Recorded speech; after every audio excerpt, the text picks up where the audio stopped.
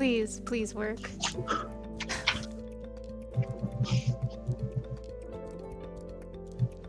Just cuss at There it. it goes. Says you're live. Okay, good. Now somebody please tell me if the music is like right, loud, too quiet.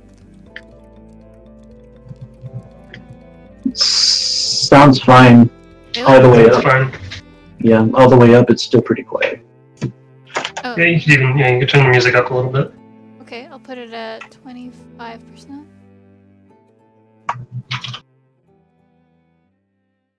Oh, it just ended a song, so wait a sec.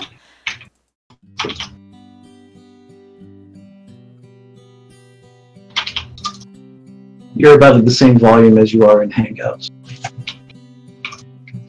I am? Yes. What? Like you're not louder, you're not softer. It's about the same level. Oh, okay. So it's not Yes. too bad. It's good. Okay. It's a good for me. It's a good level. Oh, okay. I'm also told I'm deaf. So So does is the music okay now? I think the most important thing is the balancing, because users can adjust the volume on their own end. It's not, as long as it's not like your drum breaking when they first load it. Wait, can the music be a little louder or?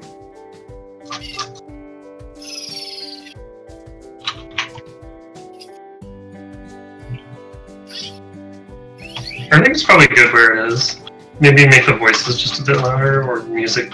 Yeah, I think the music's a good level and the voices are a little quiet. Voices are quiet?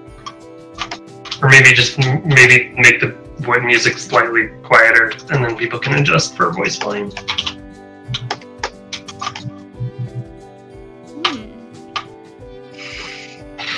Probably the latter is easier.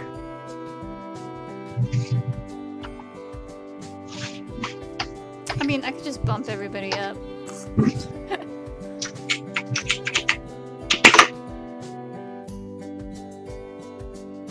Put you all at... Wow, I had Dan at 200%. Let's see how it is. Wait, is that a Maria here? get everybody annoyed. I'm the egg. Sal You're an egg was now? at 40. Yeah. Why is everybody's volumes all messed up? Okay. Why am I 40%? Are you trying to say I'm loud? I was 200, dude. Yeah, but you are usually quiet.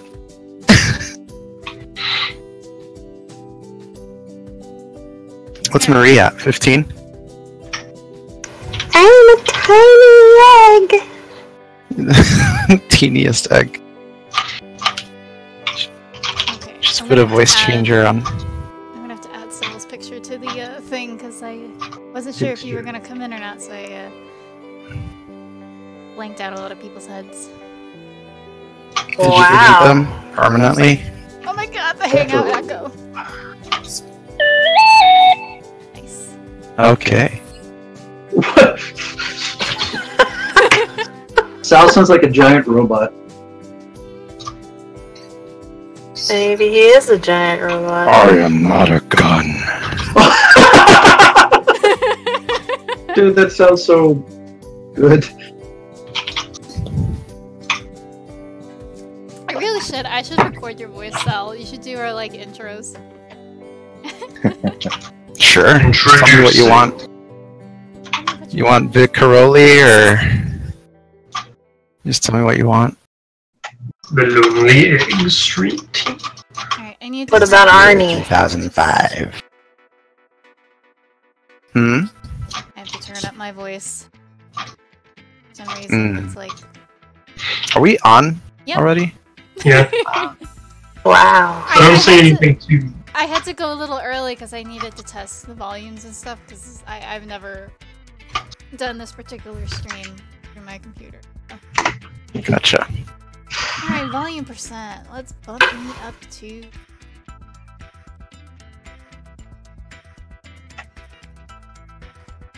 What? I can't go any...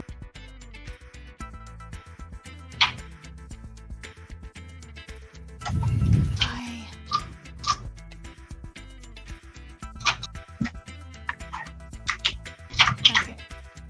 adjust my own settings.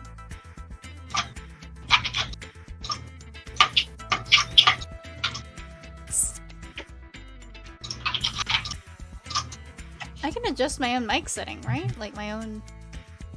Yeah. Are you using slobs, right? Well, I'm just doing it through Discord. But... Oh.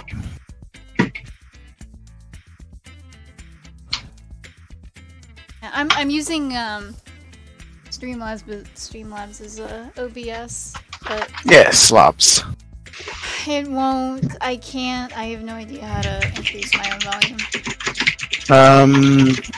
Here, let me send you a screenshot of mine. As you're talking in the audio panel, if you scroll through it, it should show you which one's detecting your voice. Yeah, it does, but I don't know how to make it louder. Oh, add a gain filter to it. Okay. Yeah, so Go louder. Yeah. Go big or go home. Alright, Yeah. so do I put it in the positive? Yes. Okay. Do like +3. Don't go too. Start with a +3. Usually that's pretty safe. Okay. Hello. Hopefully I Alright, am hold now on. as loud as everybody else. All right, I'm gonna mute you here. Let me listen to the Twitch. Hello? Hello, world. Is there anybody there? Nope, you're a lot quieter. So try like a Anybody 7. out there? Try like a friggin' 50. A 7? Push God, it. Just okay. go all the way. Hello? I'm so nervous. Wow. Jessica, you sound fine. Marie sounds very loud. Oh Damn it, Marie. no! Or should I say 7. I think 7 mission sounded better. accomplished? I'm like super loud now. I don't know what happened. Unless I'm like yelling in here. Am I yelling? No. It's not on my ears. 7. I think 7 sounded better. Yeah. It's like everybody's voices are kind of breaking the...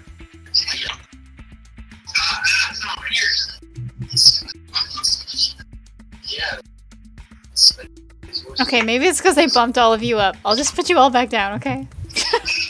Yeah, probably a good idea. Amen. I sound way louder than anybody else. Followed by Marie Your and volume Mark doesn't match somehow your big sounds lower. personality. Must be it. Okay, how is it now? I bumped everybody down. Alright, let me listen. Testing. Testing. Hello.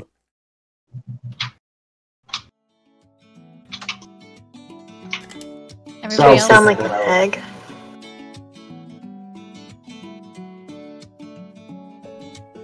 Better? Sounds a little Jessica, loud. what do you have yours at? Mine? Yeah, you what do you have sound your fine, gain? Jessica. Oh, it's at the 7. 7? Mm-hmm. Try like a 9. Oh my god. I bet Because you should turn it up even to Dan is still louder than you Why? on the stream. Yeah, it's Yeah. like everyone's really loud, but you're fine. Alright, I Alright, set it I'm at gonna mute 9. myself. This is Radio Jessica. Not Radio Jessica until you start singing. Come on. Give us the music. Yeah, very little change. Like Dan is still louder than you. Yeah. I'm still louder than you. What the In fuck? here you sound normal, but on the stream you still sound quieter. You sound like somebody's watching you on TV. Like Dan is watching you on TV. I like that. Uh, Hurry up, Dan. Change the channel. I hate this show. Put it on. Maybe it's your mic. Maybe your mic's just not close enough to your face. I don't know. No, but she sounds fine via Discord, so... That's true. why? I have the same problem with mine. Try 12. Oh god. I mean, I assume that the gain is just not working correctly, so, like, here, I'll come take a look at it in a second. Yeah, you Okay, gotta- alright, it's at 12. It is at 12 right now, Muting myself in and here. I are hitting the danger zone. I'm gonna go ahead and switch the screen too. That did it. You sound great now. You Okay. sound like just as loud as Mark, and Mark sounds like he's recording from a bathroom, so it works really well. What? Hello, welcome to my bathroom. Mark's mic does kind of echo a little bit. Sound is like very loud though. No, I'm loud on the stream or in Yes. here. On the stream, you're very loud. Stop screaming, Sal. Okay. I've lowered Sal. Yes, Tom, calm down. Unruly brown person, watch out. Alright, listening to the stream.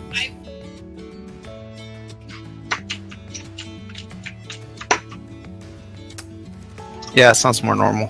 Okay, I did put you down a little bit, so. Why you gotta put me down, Jessica? Thanks, God Jessica. dang it. Yeah, bring I each thought other we were up. all about... Yeah. God dang it, you. Well, you guys have heard it here first. Now you know what the lonely egg culture is like. Who's putting Sal down? Alright. Hopefully it's all good now. Hopefully the music is okay too. Yeah, the music's faint, but it's not intrusive, but it doesn't just sound like weird noise, so I think you're good. Do you want it to be louder? It's up to you. Oh my god! Just tell me what you want. Hold on, let me mute it. No, the music's good. It's subtle enough so it sounds like it's in the room with us, but it's not, like, competing with us at all. Okay. Alright, good. Alright, okay, good. Okay, we can now begin. I've switched over to the main panel. For people in stream, this is the Lonely Egg Studio art stream that we do every Thursdays at 5:30 p.m. Pacific time. And we've got a good number of people in here today. We've got Andrew, our level designer, Dan, our artist. I'm just going down the list of profile head pictures here. Myself, project lead. Fabs will be joining us shortly. We got Sal, our art generalist, and Mark, our project manager. And Marie is our special guest. Yay! I'm special.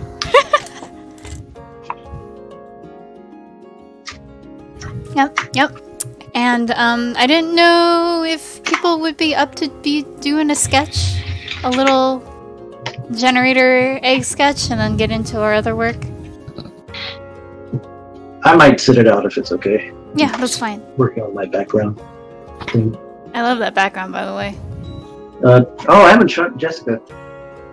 If you look at mine, Yeah. this is going to be. Oh, that's cool. cool. I'll eventually paint Amy, but she's just flatted out right now. Nice. That looks familiar. So it's up to you, Sal. You and I would be pretty much the only ones. We can go straight into work too. I've got things to do. I've got client stuff to work on as well, so I need to push through that a little bit, and then I'll start working on whatever else is needed.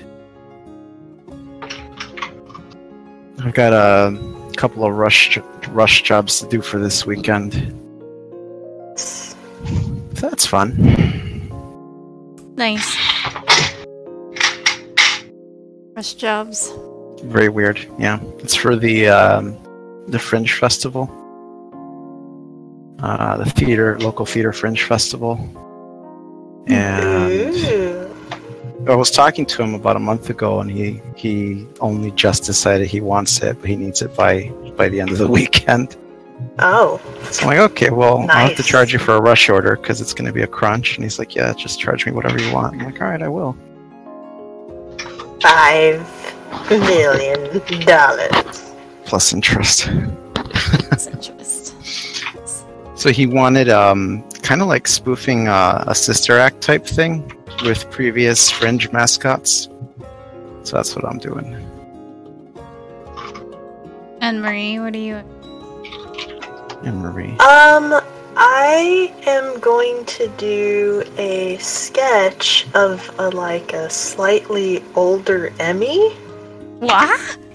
with a little bit of weird technological bits mixed in.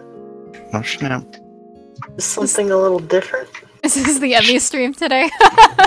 Yes. Is she gonna be like Cable? This is how she is in ultimate egg form. see. Uh-oh. When Some Shadowrun. Dr. Robotnik finally beats her. Oh, was that a spoiler? I'm so sorry, guys. Crap. Now we have to Messed up. change. At least you didn't mention the part where Sandy shows up. I will be right back. Okay. I actually put up the right folders for this. Am I that old? Nobody got Shadowrunner? Oh no, I got Shadowrun. I love Shadowrun. Jeez. No, you're fine. You're fine. No panic. It's okay. You're not old. It's okay. Oh god, I cannot find.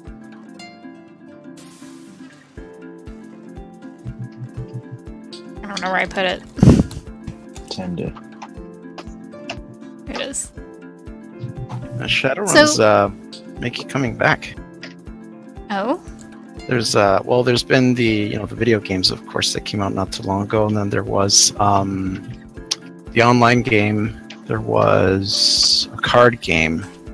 The RPGs come back, and now another tabletop game has been back recently on Kickstarter. Oh, really? Oh yeah, I saw that. I should look into this. Yeah, I've been unfortunately, wanting. the Kickstarter already ended. I Okay. back. I've been looking for a cyberpunk system, and I have the books for Shadowrun in PDF form, and I just haven't gotten around to actually learning it to GM. Yeah. Because I know that it's a pretty crunchy system. Yeah. I had some friends that were playing it, and there was some situation they got into. They had to roll like 30-66 or something. Oh, is nuts. That's what those little small d6s are for. If you have to roll like hundreds of them. It's ridiculous. That's too much. My go-to for those types of I guess in my systems that I run,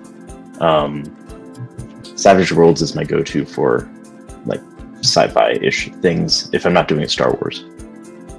What about Here, I'm dropping the link Numenera? for the. Oh yeah, I actually have the book for Numenera, but I haven't. That's another one I haven't gotten around to getting into it, because I feel like with Numenera I need to get into the setting to be able to feel ready to run a game in it. Yeah, it's worth the effort. I really enjoy. I mean, I don't really get to do Numenera a lot because people are like, "Oh, too much reading," and then they do it, and then they're like, "Oh, how come I never did this before?" And I'm like, Because you was too "Been much reading. waiting." I'd be Yeah, no, it's really good. yeah, it's a really interesting setting. I just dropped the link for the Shadowrun, the most recent thing that got backed on Kickstarter by Catalyst Games. It's called Sprawl Ops, and it's basically just doing runs with a squad, with a crew. Squad along. For the Kickstarter, there's supposedly, well, we'll see, right? Because you know how it is with these things. But for now, it's Kickstarter exclusive of the same game, but an event that makes it a co-op game where you can play it solo as well.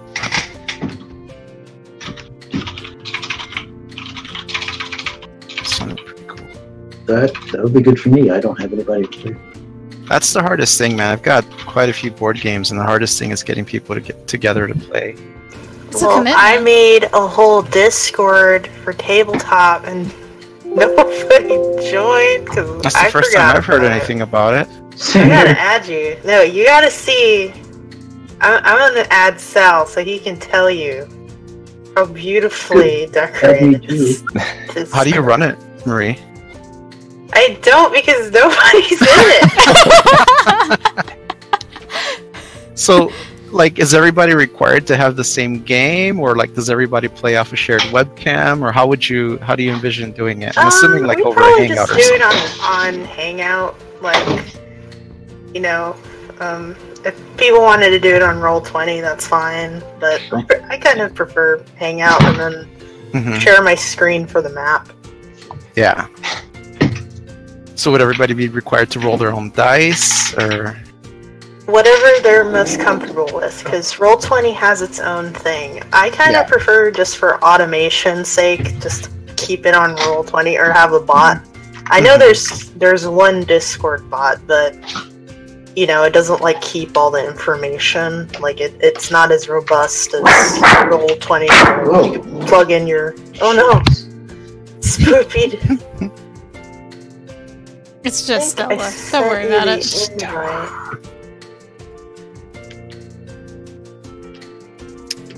The one I'm excited about that they're taking forever to release is Mutant Crawl. Have you guys heard of that? Oh no. What's that about? I'll link that in the off topic. Actually, I'll link it on Twitch as well, in case anybody watching is curious about these things that we're yammering about. It's basically post-apocalyptic nonsense with mutants and craziness. Interesting. Yeah. Like post-op games.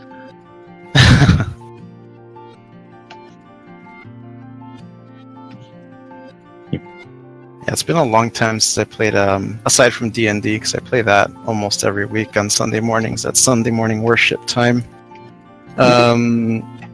Yeah, aside from D&D, it's been a long time since I played any pen and paper RPG stuff. Same for me. Because like you guys are saying, it's just really hard gathering everybody. I tried with Mark and Andrew, because Andrew did a Star Wars one. Mark.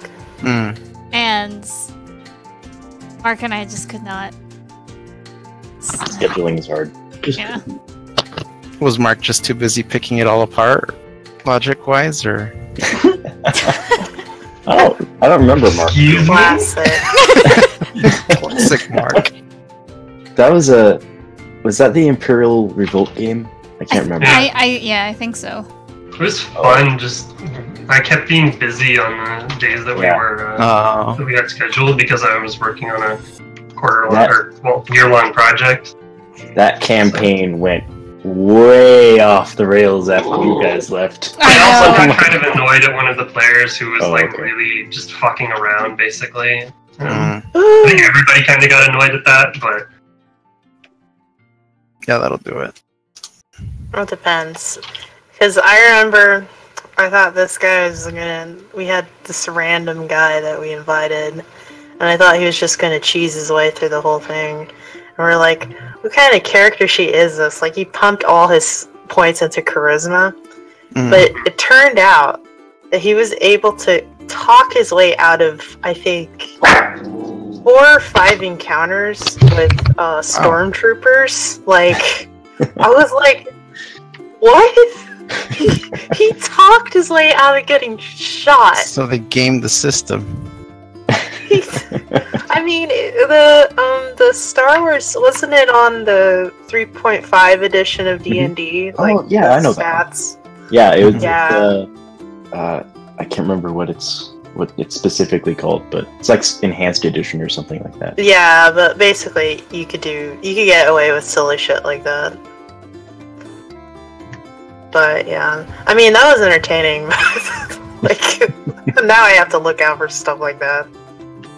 It's entertaining the first time. Fun a lap. The first time? It's a tricky thing to navigate, like figuring out what group of players work the best in a.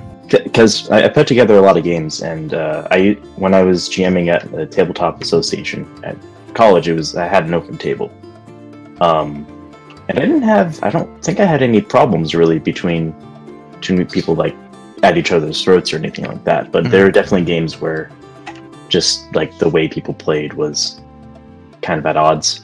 I've gotten lucky lately because like the groups of people like I'd certainly have groups that I wouldn't want to combine now just because of like just how they play. Yeah. Is it a personality thing or? Well, it's a mix. Like like I guess I have a game that I'm playing with my housemate and her friend. So that's the smallest group I've ever done. It's two players, and they're pretty invested in their character stories, and they take it like way more seriously than I think most groups I've played with, which is interesting. And then the party that I play with online as a player, that group is completely off the wall. And I don't think just because of like priorities each group has that. I guess it depends too on how expectations are set. If a GM says this is the type of game this is going to be, right, having a session 0, so to speak. Yeah, like the context is we're here just to have laughs and have a good time, or we're going to go all out and have like a really serious building lore base game. I'm putting together a sort of a settlement building game. Okay. Where like you're like Oregon trailing it across the sea, and then you try and build a settlement and have to worry about like how to find food and establish a settlement. And I'm trying to figure out what system I want to run it in. And like right now, I'm pretty sure I'm doing it in 5th edition D&D, but I'm also not sure what tone I want to set with the game either. Yeah. So, I don't know, because there's also that, like, the system you pick also kind of determines what, like how people approach the game. Like with D&D, there's an expectation of certain things like combat and magic. If you're playing something like Savage Worlds, just because of the way the dice work, things can go pretty crazy pretty quickly. Mm-hmm. And then I guess I don't have too much experience with Pathfinder, but from what I gather, just base Pathfinder is pretty similar to D&D, but I do know that they have a lot of like modules and stuff that you can kind of... Yeah, they have a lot of like stuff you could put in, like a lot of races, a lot of stuff. It's like definitely more friendly for people who want to be like special snowflakes and everything. Special snowflakes. It's true, you have those people. They're like, I have to be the last living Lulala lizard. You're dragon vampire. Of clan Lamo, because if you're the last living species of something, your species wasn't very good, was it?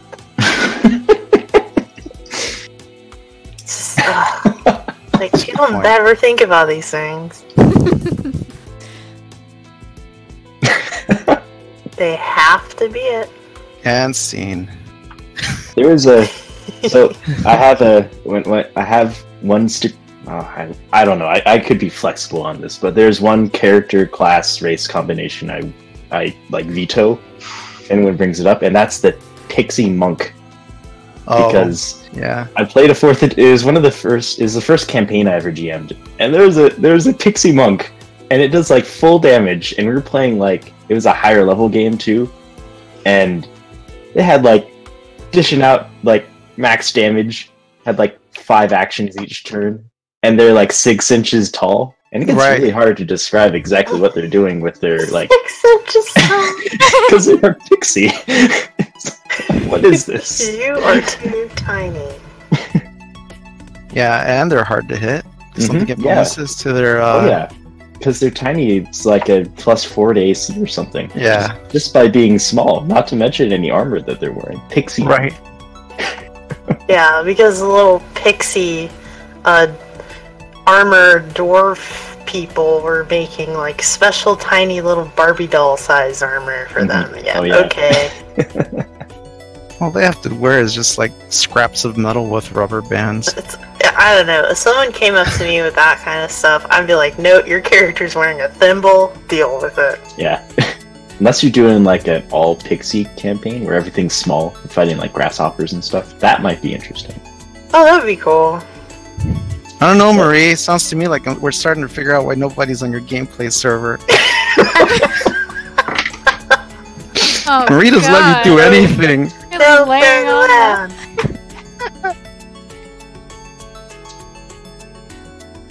Can I play a farmer No for revenge? fun No, allowed. farmers suck. Choose something else.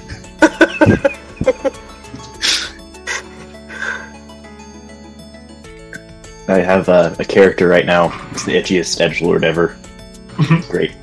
Nice. I was playing in the campaign I'm doing online. We've been going for almost a year and a half now, and I was playing.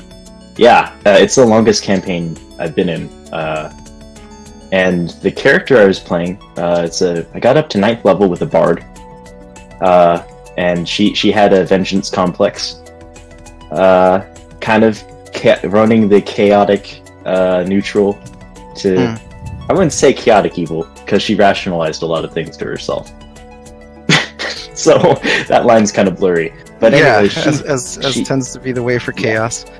She dies, and then gets brought back by the Raven King in this setting, Raven Queen analog, as a revenant. And basically the way revenants work in this setting is that when the Raven King pulls someone back from death, they're bound by a specific task that they have to fulfill before they're able to pass on. But he doesn't tell anyone what that is. So instead he just uses revenants as like, go do this thing for me. And it might be the thing. That might be the thing that releases you, sort of thing. Yeah. But the other twist is that she's been doing all this stuff in the Shadowfell, and the way that time works in the Shadowfell is very different than it does in the material world. It's I think it's every hour is in the regular world is a year in the Shadowfell.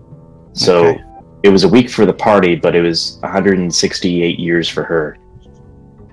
So I wrote like a whole thing about like what she was doing in that time. It was great. And now she's like basically a reaper. Nice. Because he sends his revenants out to go get people who've eluded fate. Right. To set things right, so to speak. But yeah. That sounds pretty fun. Excited about that character. It's been fun. I can see why. Yeah, my favorite is when characters start taking on lives of their own, just like when you're writing, and then it's like, well, he wouldn't do this, or she wouldn't do that. Or you end up screwing your party over as a result. That's an interesting one. There was that's sort of where, like, if you have evil characters in a game, especially chaotic evil characters, it can get kind of tricky, because, like, as a player, you gotta kind of keep in mind you kind of gotta metagame a little bit to make sure that you're not ruining everyone else's fun. Yeah, exactly. Because if there's like a lawful good paladin or something, just as a stereotype, shut it down. Yeah. And you've got your chaotic evil warlock who's like necromancing everything behind the barn while the paladin's talking up. You might have a bit of a problem there. Depending on the game where our warlock was chaotic neutral. But by the end of the campaign, he ended up basically becoming a bigger threat than the bad guy we were up against. Oops. So he became the villain of the story at that point. Yeah, so that was an interesting last fight to that campaign. That could be fun too. Like, I think I would be okay with if the GM said, "Hey, I think your Evanit should be an NPC now." Then, but maybe that's just coming because I mostly GM. This specific campaign is the only one I've been playing as a player in for a very long time.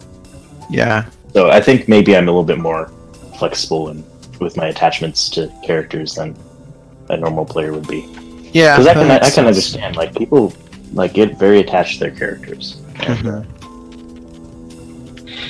Yeah, my favorite kind of GMs are the ones who can roll with the story and then balance gameplay against the story. So something like that, could happen, but it's leveraged enough by the GM where they're not, making anybody like maybe OP, or they're putting their own twists on things that are going on, just to keep everybody on their toes, and also not being too much by the book as well, because I've had GMs who are just like really rigid, but there's like little imagination, and it's just boring and very restricting.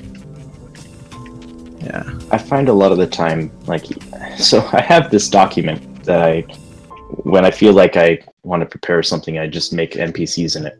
Yeah. And I've had that document in front of me. I've run sessions where I never used anything on there. And I just like improvised everything. For some reason, I have like 50 characters that are perfectly good. But then just because they don't fit exactly what I need at the moment, I just make something up. Right.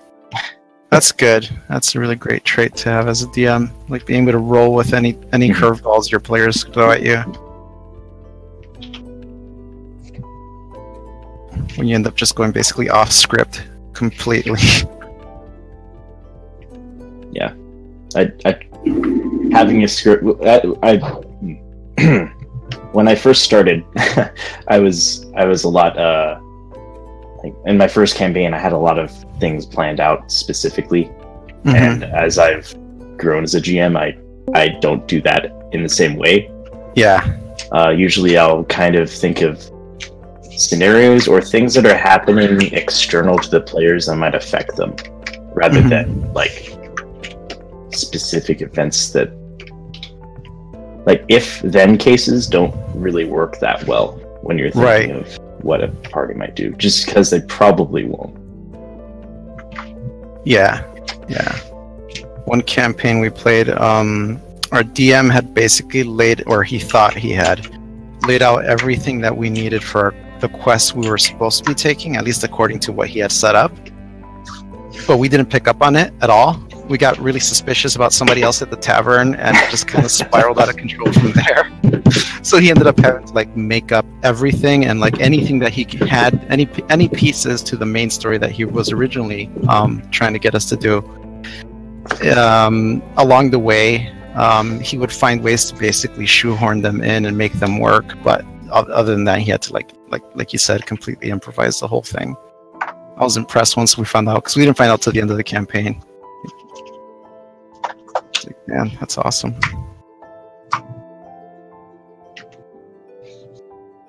It's a good skill to have. That's why I don't really want a GM. Oh. Well, I mean, it's practice. Like, the more you do it, You gotta be willing to have a group of guinea pig players. Yeah, I mean... Yeah. I played with a lot of... I really like introducing people to D&D, or role-playing games in general. It's not always just D&D. Right. Like the being said, I haven't introduced a lot of people to GMing, which is maybe what I should start doing. Yeah, that way you can actually get to play yourself too. Exactly. Yeah. Because half the battle is just kind of going for it. Like, once you start doing it, you get better over time. Like, your first games aren't gonna... the more you do it, the better you get. Right. But yeah, there is a lot of, like, thinking on your feet. And I think a lot of it is just kind of not really showing your hand as to what you have prepared and what you don't, which I think is kind of gets into what you were mentioning about kind of being nervous. About what? Hello? Andrew, did we lose you? No, I'm here. Oh, but what? Didn't you mention that you're kind of nervous about GMing? Oh, I don't really want to do it. I have more fun kind of like pushing the envelope and doing crazy shit that the DM doesn't expect. Okay, that's fair. Oh, One Raven TV asks, how do you introduce someone to GMing? I think, well, just thinking about the groups I'm running now, one of my players mentioned that they might be interested someday in GMing, and I think just kind of being available and maybe saying, hey, after this campaign, do you want to run a one-shot or something? That's, I guess, another good point, is don't DM a full campaign your first time. Run, like, with a pre-written one-shot so that you always have, like, material to refer back to. Yeah, that's good advice. And, try to be, improvisational as much as you can, but, like, work on certain skills at an individual time is probably a good idea. I haven't GM'd tabletop, but I have GM'd a bit of LARP. Oh, really? Yeah. How's that? I've never. Was that in that one class? The LARPing class? Yeah. It's certainly different because you at a table you basically are in front of everything that happens, and so you kind of have the godlike omniscience of what goes on. In LARP, you can't physically be everywhere at once, so naturally players are going to have to direct things a little bit more themselves. But what's good is that all the characters are basically the players, so you don't have to worry about managing all of the NPCs. Because players will be their own characters and create their own character personalities to interact with each other. So there's a lot, it's more of like kind of guiding the events that the players don't know about and then letting the players make their own fun. Looks like I joined at an appropriate time. We're talking Hi, about Chelsea! D&D!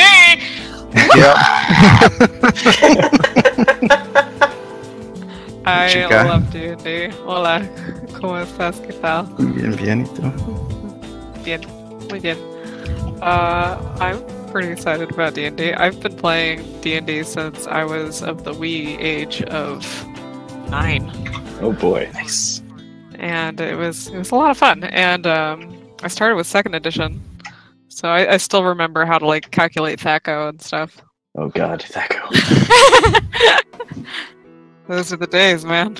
That's cool. I really wish I got into it when I was younger, but I didn't. No one I knew played, and then right before I went to college, I kind of got into it. But yeah, how was that playing as a kid? It was very interesting. Fortunately, I was really lucky in that like my friends at the time were fortunately they had very nerdy parents. So these parents were the ones that decorated their house like it was a Renaissance, kind of castle. Oh, cool. We have some friends that live a mile or 2 away from us that are also like that. Yeah. Nerds. Always fun. Yep.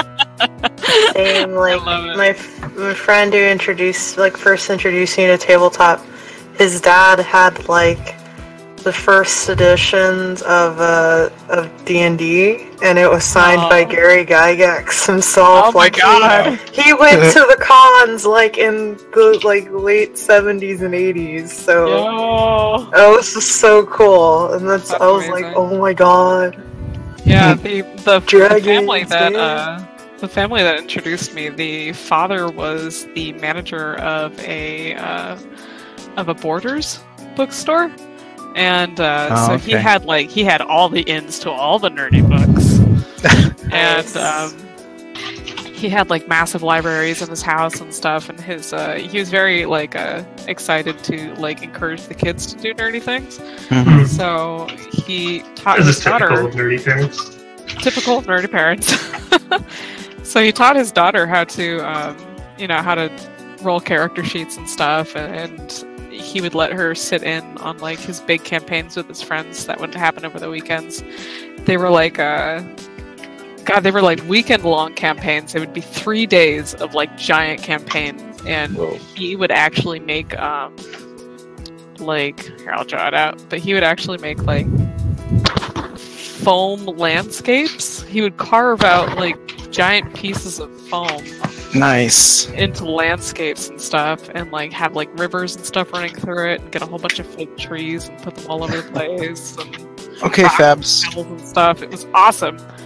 And he designed his own soundtrack to the game. Oh my god! And he had printed out sheets of characters and stuff that he would and icons and items and stuff that he would put on to a little display stand next to him as he DM'd.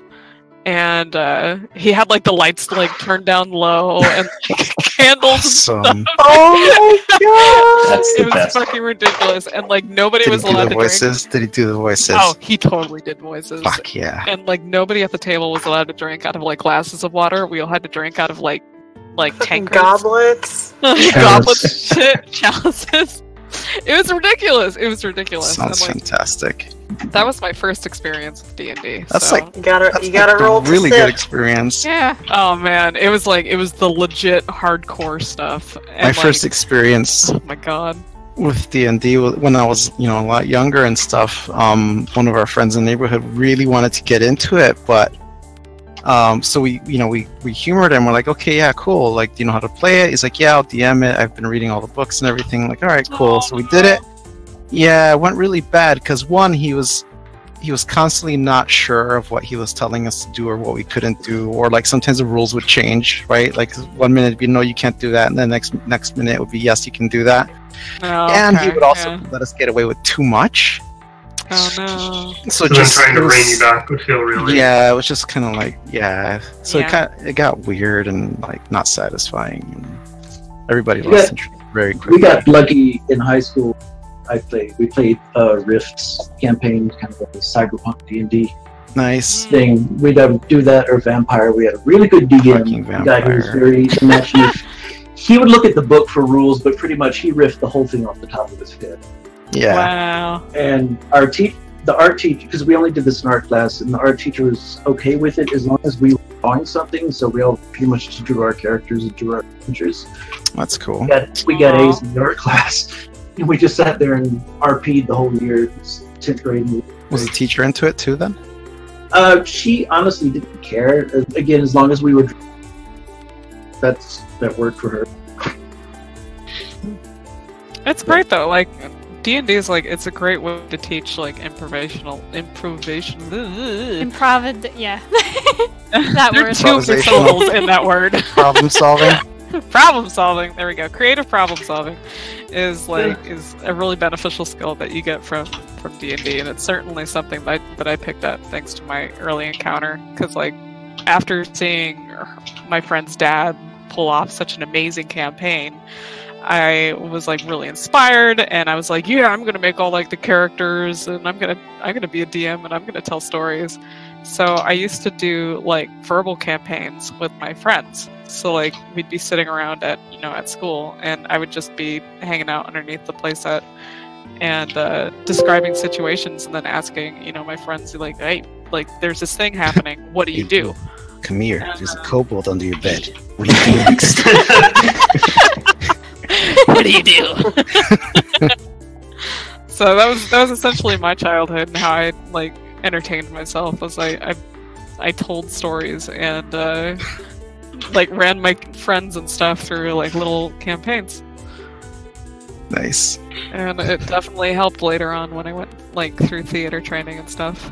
So that's exciting, but it's fun. Exciting. It's cool, and I highly encourage everybody to play D&D.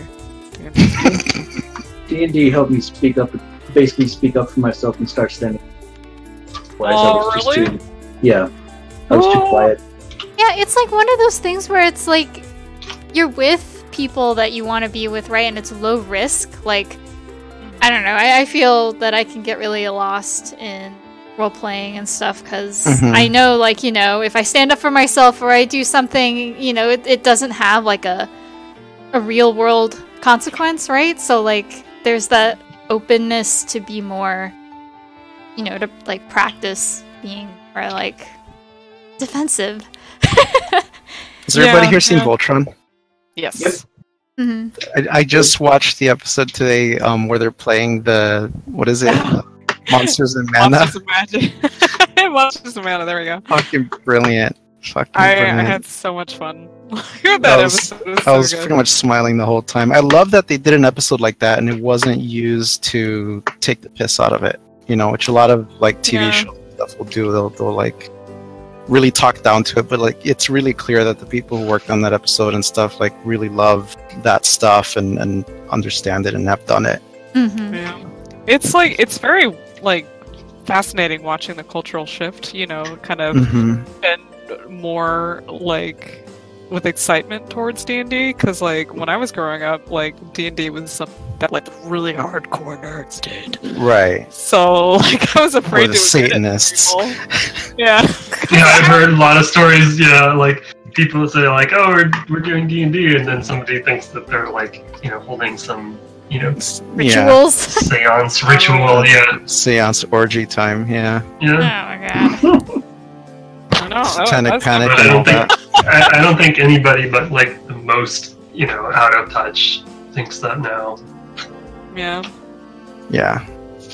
Did any of you watch the movie? Oh my god, what was that movie that had the LARPing? Knights of Kid in it. Badacidum. No, it's a comedy. Role Came out. models. Huh? Knights of Badacidum. Oh, was it Role Models that had Paul Rudd in it? Yeah. Oh. No. You haven't seen it? LARPing is still the one thing that like I haven't been able to do. You should. It's so fun. I've done a little bit of it around It's fun. Masquerade. It's strange Masquerade's considering cool, that I 'cause come it's from like like globally a connected. Oh crap. yeah. Yeah. See that's the thing that I was introduced to first was Masquerade. Just I could not get into it. The Masquerade in Chicago, and I think the city really lent itself well to it. That's Oh, great. that sounds awesome. Like, Yeah, you kinda- Chicago. You want to have a Oh, big yeah. community around Masquerade. Yeah. I think like a local Yeah. community that then can make you feel connected to the global community if you want to be. Mhm. Mhm.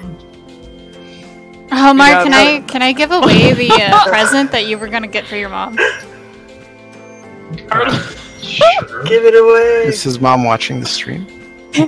I just want to be Mom's sure it's watching okay for stream. me to say it out loud, but like we were gonna get her there's a subscription box, and inside the subscription box it's like I forget how long it is. Well, Mark, you can describe it. You were gonna get it for her. Well, so I was looking at one. I'm kind of looking at a variety of them because internet reviews are so hard to rely on. Mhm. I'm trying to find one that's like actually reasonably good quality. But basically, it's kind of an ARG. So where like, you know, in the world, like the serial killer, you're like the detective, and the serial killer is like sending you letters and things like that, and you have to collect evidence and try to put together the That's case not over weird a at series all. of. That's awesome. Is she like a real Episodes. crime? Oh yeah, she loves true crime and Yeah, mystery. She's constantly reading mystery novels. that sounds great. I've always wanted to get like what is it, the Mysterious Package Company? Yeah, Yes, that's the yes, one yes. that I was looking at No. for what I was thinking of getting instead of the one I was just describing, because it's been around longer and people overall had a better impression of it. Yeah, Curios and Conundrums. Nice. I've never heard of this. That sounds amazing. Yeah, have you heard of the Mysterious Package Company, Chelsea? No, not at all. Go look it up. It's pretty cool. Yeah, painting. Alright, I'll look it up. Yeah, I think Curios and Conundrums is the one that we're gonna end up going with. Yeah, that one I've not heard of. I'll have to look into. That's Mysterious Package Company. Oh, That's one of their boxes. Thanks. Man, I just need to Oh, set huh. aside a day to actually just. I feel like out of touch and like itchy all over because I haven't been able to play many games at all. Like any games of any kind. I just get overwhelmed. I get options With you paralysis whenever I sit down to play a game, so I just end up playing something very arcade and easy to pick up, like fucking Rocket League or something. My go-to is generally Final Fantasy 14 because like there's always a to-do list Yes! in there, so Final Fantasy 14. I freaking love it. So it's Kinda- nice to be able to like go on and like kind of do whatever it is that fits my fancy at the time. Like I could just grind, or I can like work on crafting or something. It always feels like I'm being productive, but I'm still like being You don't have to like self-indulgent. figure out something new to do. That's kind of me in Path of Exile. Yeah, It's a very long-term game, so yeah. Though I did take a break to play Final Fantasy 9, and I just finished it and I cried. It was beautiful. Everybody should play that game. I'm planning on it. I think I told you I still have it in the shrink wrap. Play it! Oh my god! You guys are gonna kill me, but I've never For the PS1. played one before. You've never played a Final Fantasy game, I Andrew? haven't. No, I haven't. What? I find it acceptable that just that there are beautiful things in the future.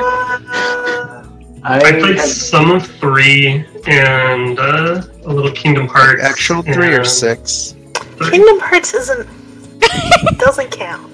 No, but it's in the same universe. That's all I'm saying. No, it's No! It's not. It's not! It's not a Final. It's made by the same company, but it's not. All I'm saying, I'm just talking in the freaking ballpark. Anyway, point being, I'm not a fan of turn-based RPGs, so I haven't really played very much Final Fantasy. I see. Everyone needs to I haven't touched the Final Fantasy Final 6. Fantasy 6 Yes. right now. Final Fantasy 6 is very good. I will That was agree. my first one. Citrus. It was 3 on the Super. Man, I was so happy when they put Kefka in 14. Dude, his fight is amazing. Oh, And he come does on. the laugh. He does the laugh. I love it so much. I love that he does the walk, and I love watching Spoilers. people get. Get punted across the arena.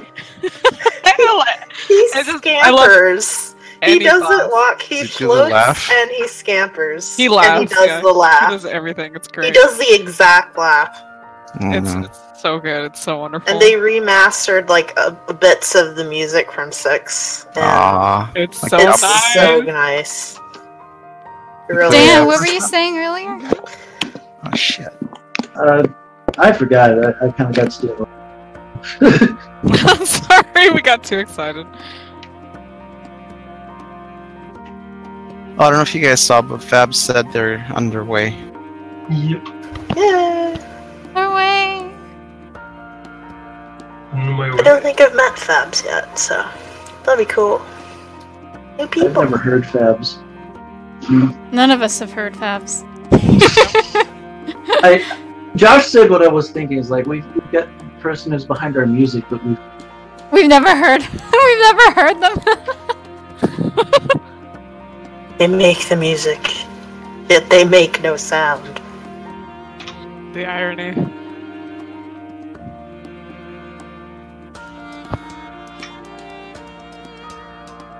Maybe Fabs is only able to talk to a synthesizer. I would be Maybe fine with Fabs that. is a I would be robot. fine with it. Robo Fabs? Yeah. I vote for it. Robo Fabs. It'd be like, I don't know, like a little Peter Frampton-y, like Yeah. they only talk through a guitar or some kind of instrument.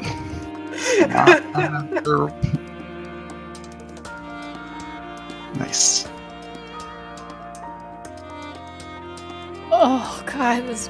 You know what? I might just.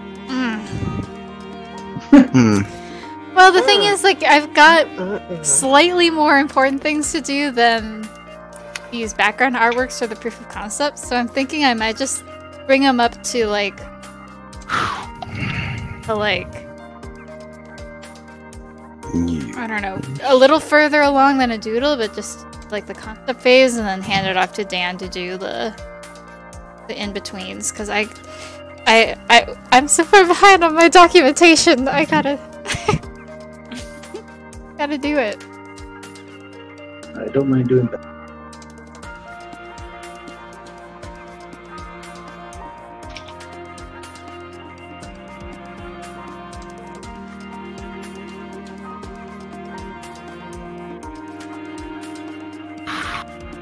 Oh, ooh, cool breeze. Ooh, so nice. I wish. So, I know. Oh my god, Sal. I feel bad I'm for so complaining sorry about for the heat you. when Sal. Sal's here. I did get some potentially good news. Yeah. So after stamping my feet on the phone all day today, I did get a call from the repair people saying, "Hey, I got your unit. They're gonna come down here tomorrow morning at 8 in the morning. They're gonna squeeze me in because of the heat wave thing." So hopefully by the end of tomorrow afternoon, we have AC again. Yeah. Oh, thank goodness. I'm so glad to hear that. Me too. I hope this is the end of the arc of the air conditioner saga. Yes, new storyline, please. This one's boring. It's like on YouTube. We're tired of hearing about this, Sal.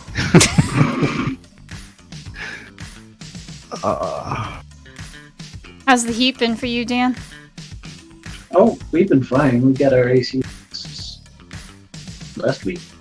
Nice. Yeah. Why don't you just rub it in then? Yeah, Dan.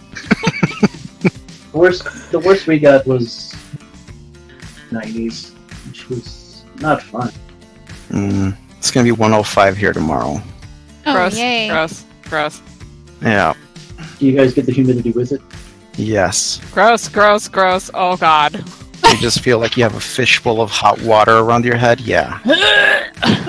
Are you guys at least getting thunderstorms to compensate? They don't really help because then it just gets tropical. It does, but it Gets funky. shit, it's not beyond me to go out in the rain. I've done it. It's too hot. Yeah. What Marie said. I don't know, like, Lots and I lots. live in of baths. Florida, and even if it rains, it's just like, Yeah, it's awful. it after- doesn't, it's just soupy. Ew, okay. The Gross. descriptions coming out of this conversation. I lived in Savannah, Georgia for a while. I know. Soup. Gross. Humidity is so gross. Accurate. I hate it.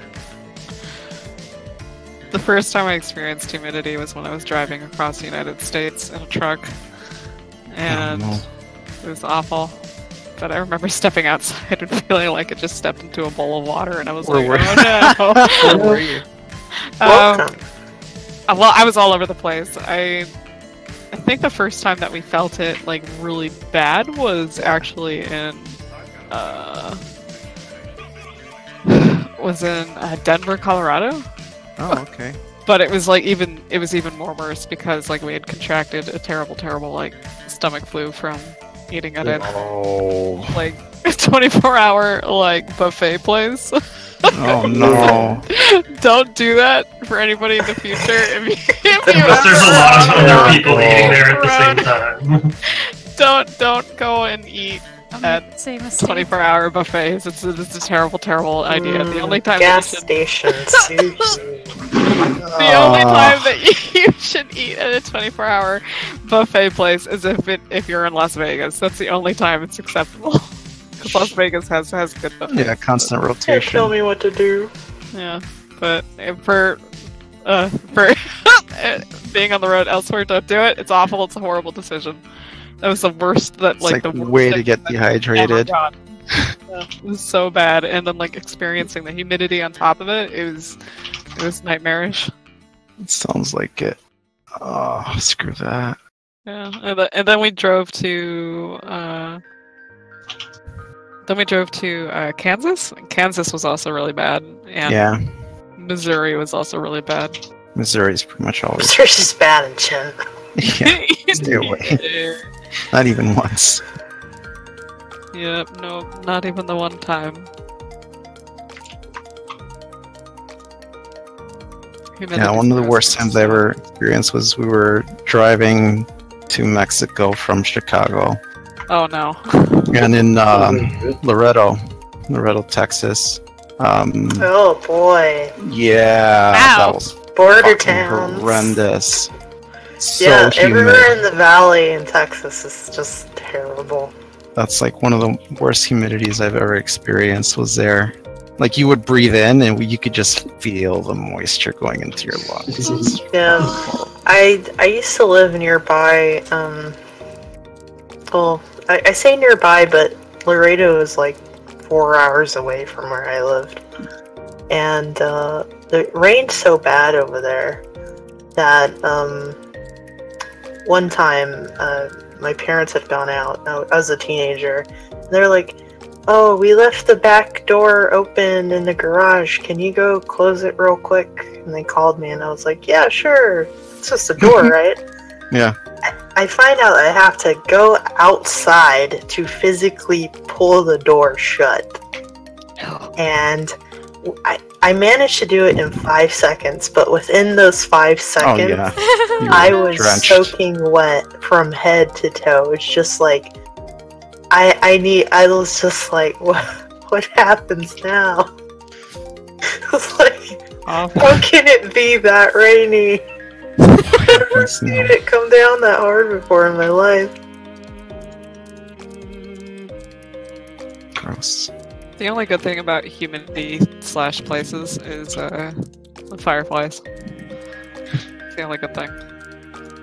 Well, yeah, for like the one day out of the summer, and then they're like, never come back. No, that's so sad. Never I come thought that they back. were all throughout the summer. No, they never come back. No! Because they died. We get fireflies here in Never LA mind. too. It's not. Really? Yep. What? Yep. Apparently, I have not been in LA at the appropriate times. Are you gonna AX? Yes. I've been going to AX for like years. and I Yeah, haven't yeah. seen Go the stop by, fireflies. see the fireflies. I don't know if they're in right now. I don't know if they'll be downtown. I love fireflies. The first time I saw a firefly was on that same across the United States trip, and I was losing my mind in the car because it was late at night, and I saw something green in the field, and I was like, "What is that? Is that a will-o-wisp? That's a ghost. I love ghosts. Oh my I'm gonna god, go a ghost UFO! I was totally convinced that it was a ghost. And then we stopped off at a gas station when I realized, no, they're fireflies. And I was like, oh, okay. I mean, that's cool and all, but I would have appreciated a ghost. Ghost. At least it wasn't swamp gas or a weather balloon. It's true. I lived in the swamp. I still don't know what swamp gas is. Nobody knows what swamp gas is, dude. That's why everybody. That's why that whole thing about debunking UFOs and shit, just saying it's swamp gas, is so funny to make fun of because it's weird. Yeah, yeah. It's like, well, it's just swamp gas. Like, what the fuck does that What mean? is swamp gas? You know, like gas from a swamp. Good old Okay. swamp gas. Yeah, the only thing that brings to mind is the terrible swamp and labyrinth. No. Oh, I thought you were gonna say the other one. Oh, which one? No, Okay. The one that we're not going to talk about. the one that we're not going to talk about.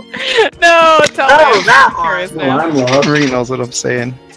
The one that's gonna make everybody feel sad and cry. Oh no! Now I know. Well, I'm lost. Yeah, we're not talking about that one. We'll have to talk Happy about it. swamp. Yeah, the happy swamp, the swamp of Shrek. Where can I watch Shrek recently? That was The animation does not hold up. Really? No. Oh wow, it's actually bad. It's like when you watch the first Toy Story now, and you when you were watching that movie the first time, you're like, wow, it's so real. I wish PlayStation games looked like this. And now you look at that movie, and it's like, whoa. Damn. Yeah, you look at the faces of those characters and you're just like, oh my god. Keep it I know. away. You can make that shit in rice.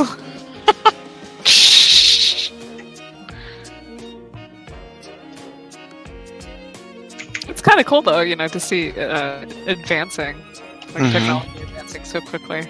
Speaking of technology, fucking Incredibles 2. Wow. Oh my god! Yeah, the animation. Oh no, don't talk about Incredibles 2 with Mark here.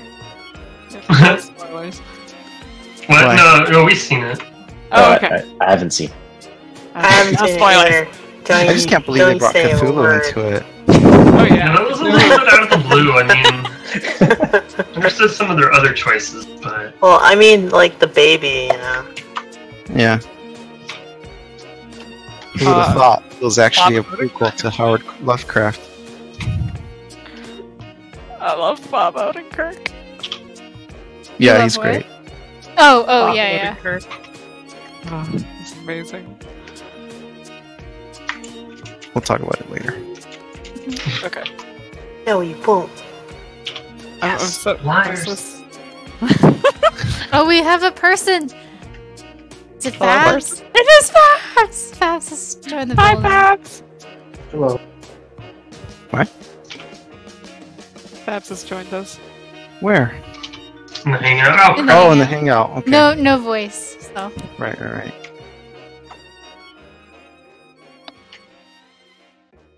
Hopefully Hello, Fabs can Fabs. hear us in Does the... that mean Fabs is listening to us on Twitch? but Yeah, then hanging yeah. with- Fabs, okay. if you can hear us through the Twitch channel, Knock Please twice. share your screen of art. Make a sound so we know you're here. I didn't know this was going to be a seance. Yeah. Great. If you're here with us, please knock on the wall. Oh shit! Shit. No! Oh!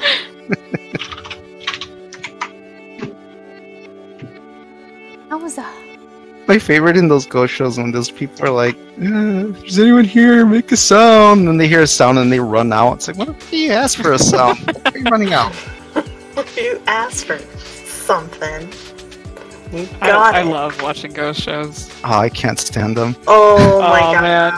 Have you guys I mean, seen there's Ghost some bad Brothers? ones and there's some good ones. No, have you guys seen Ghost Brothers? Oh my god, it's that If name. you ever, if you're watching crappy TV and you got nothing to watch and Ghost Brothers is on, please watch it. It's hilarious. Okay, Is so it streaming as well?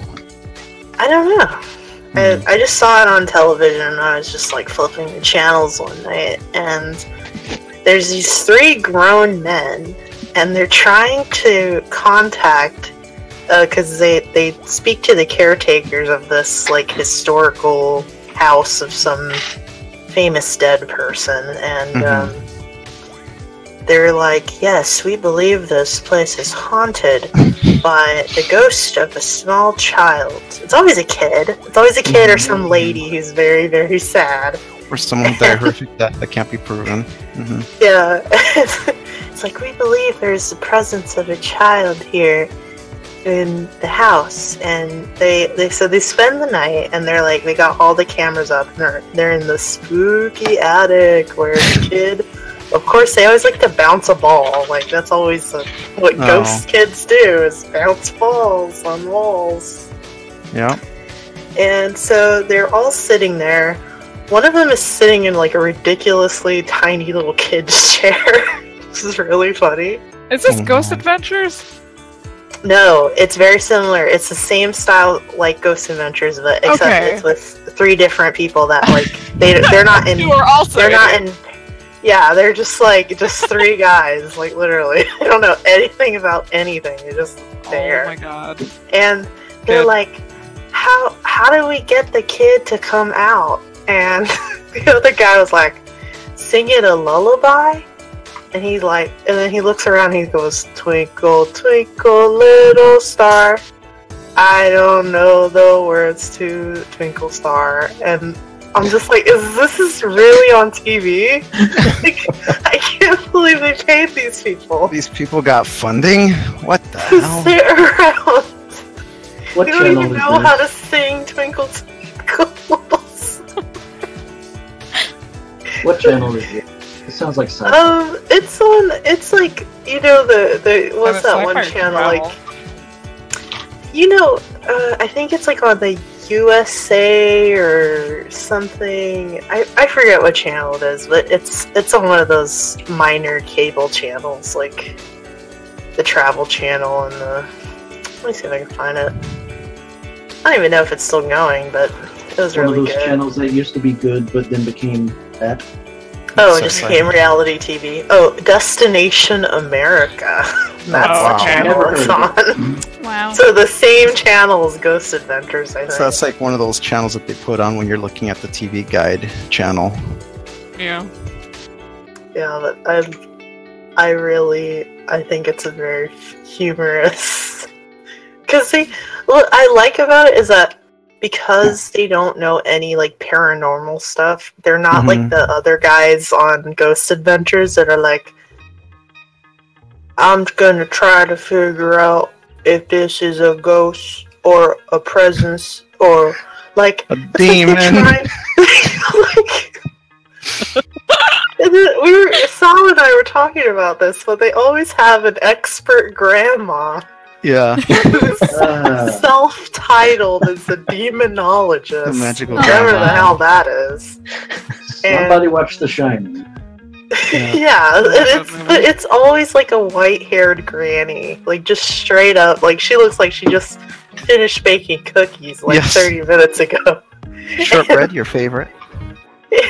And she's like, yes, I have my army of angels Yeah. waiting with me to contact this spirit.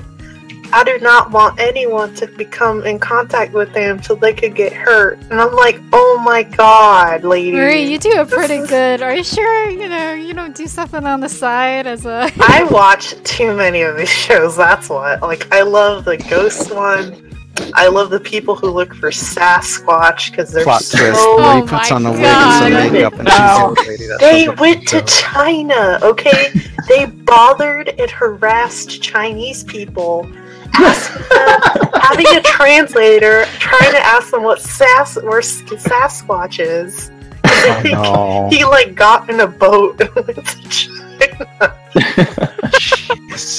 That's why we can't find him, you guys. He's in China. God. It's actually really funny because I went to Texas recently for a convention, and the person who picked me up from the airport was a Sasquatch hunter. Oh my god! Professionally, and I was losing my mind, but trying to be like really quiet. And, what differentiates a professional Sasquatch hunter from, sorry, who's the one paying? A rookie, or just on your off day you hunt Sasquatch. How much money you're willing to spend on that? Yeah, exactly that. Actually, apparently, do you get your gear on eBay or do you get it at Radio Shack? There are definitely arguments and stuff like that because I was asking this guy questions because this is my opportunity to get the intel, and apparently there are ex-cops and ex-army people who go into long 3-page debates about why one headlamp is better versus another headlamp. For Sasquatch the headlamps. There is a forum there's a whole forum that is dedicated to monitoring the light levels from different headlamps, from survival light gear, from heavy duty flashlights.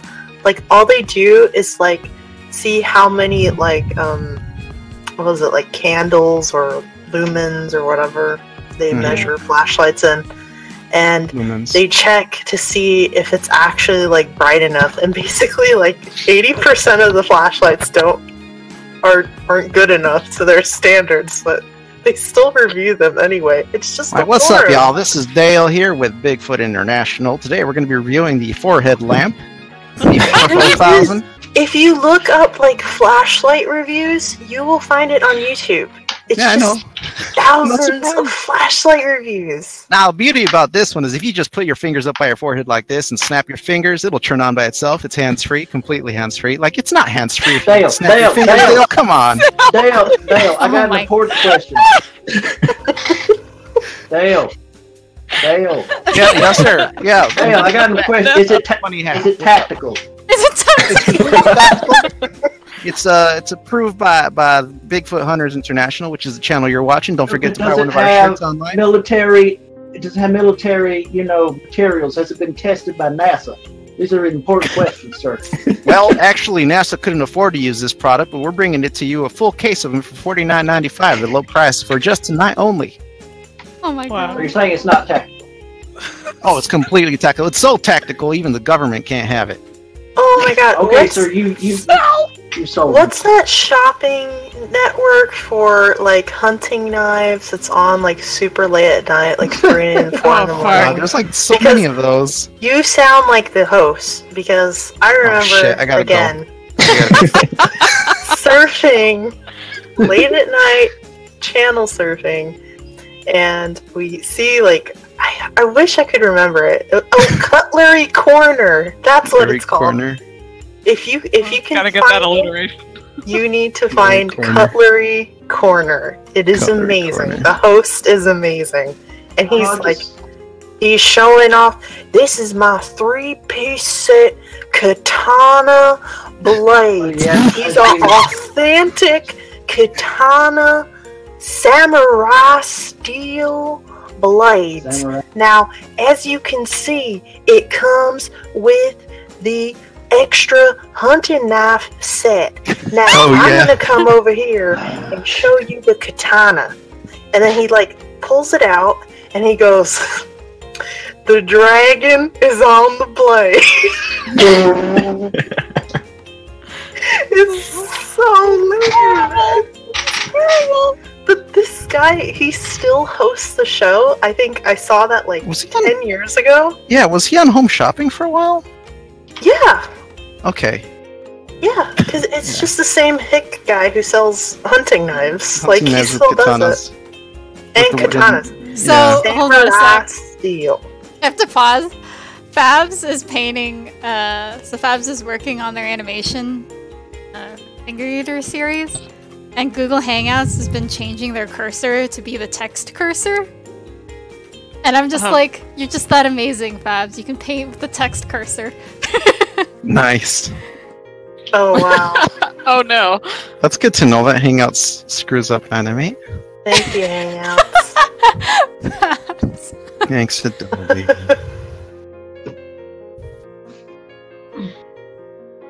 Yeah, I just find it funny. It's like everything that gets, one of those as Sodom TV things, everything has to be tactical.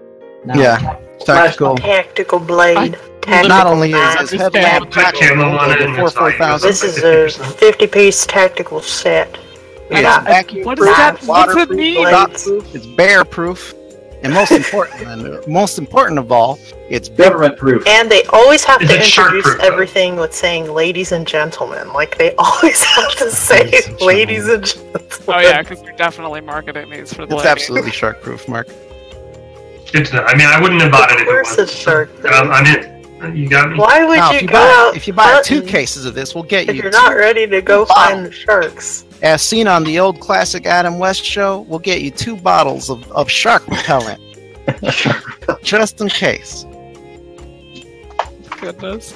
That way you can now, chase. Ladies and gentlemen, I have a deal for you today. Swamp water, all the water. Have you guys seen that video of the guy that does like fishing reviews? He's like got a pretty famous funny video that went viral, and they do fishing review things, and he always something goes wrong in his reviews. Oh yeah, I know what you mean. You should look him up. He's like super serious about the reviews, and then he'll just keep things just keep happening to him. This reminds me of the guy who was reviewing that bike. The what? There's this guy on YouTube, and he reviews a bike, and he can't stop falling off the bike, and then he throws the bike because he's so angry. I'm trying to find it. Wonderful.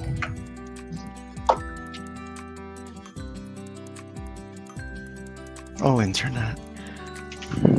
Internet's amazing. Cat. Our little baby cat.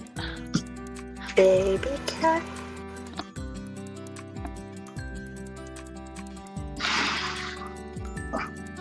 Don't forget, we'll also throw this pocket knife that's Y2K compliant.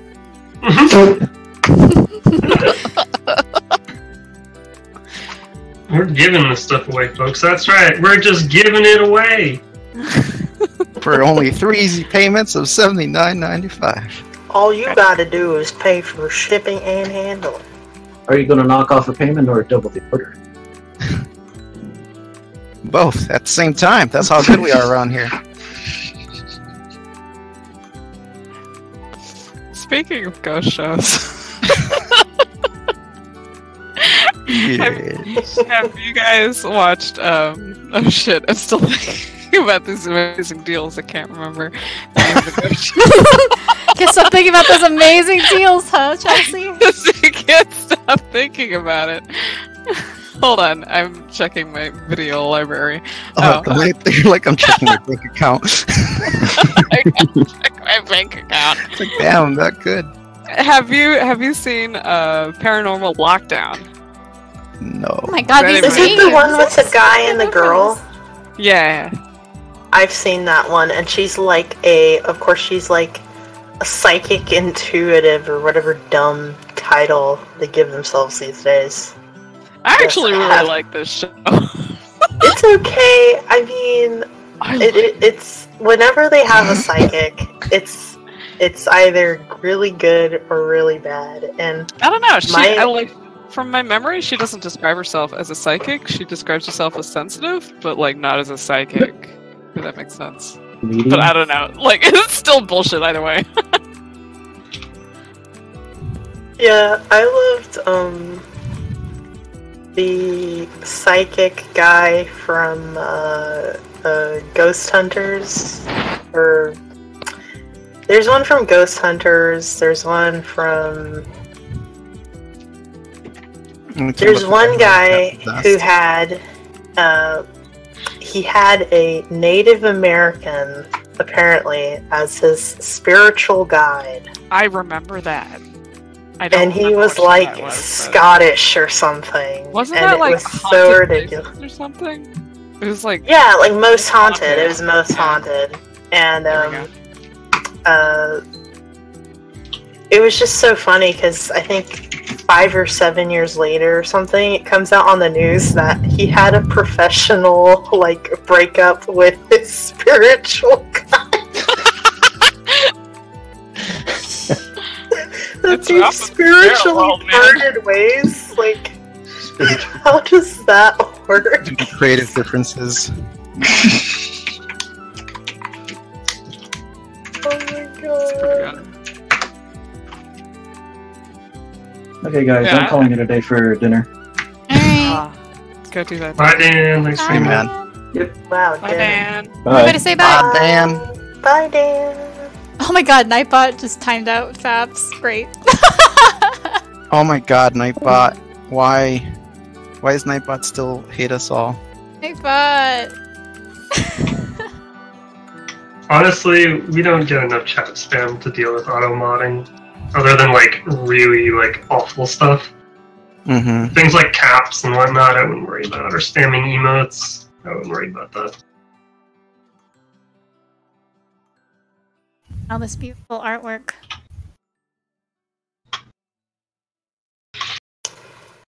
I see a hand. Okay, I I'm seeing found the hand as a the part of bicycle guy. I found the bicycle guy, you guys. Found the bicycle guy? Where should I link this? Where should I link Twitch it? Twitch. Up. Anywhere. Okay. Alright, Just its mail. link it on Twitch then. Actually, the link will probably get deleted by Nightbot. Fucking Nightbot. Why does Somebody needs Nightbot to have ban to like Nightbot. ruin everything? I'll just put it in general. Nightbot's a fascist. People will be okay because of my name. They'll be like, oh, whatever. I know that person just posts memes.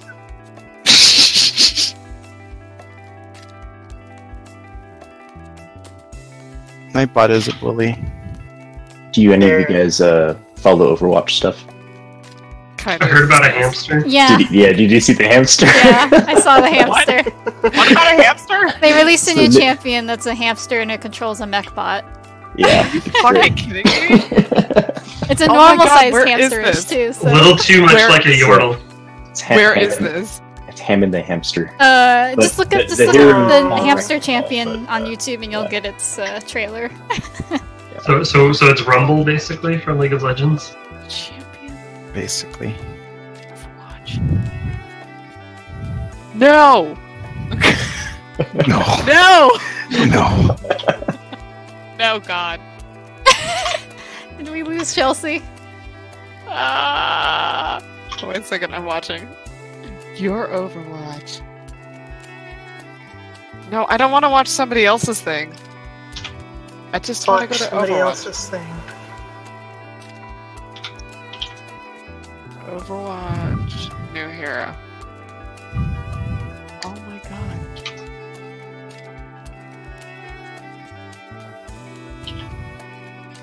No! What? Origin story? What? Origin story. So yeah, we saw this guy Rumble in League of Legends, and we wanted him in Overwatch.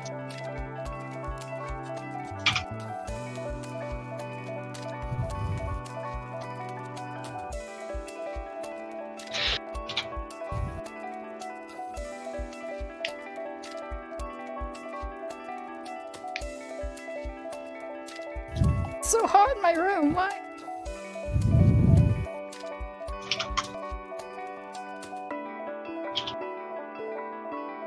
Fab says they prefer Daybot.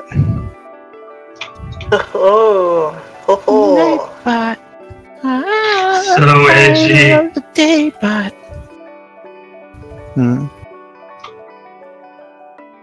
Edgy. What? Edgy Fabs.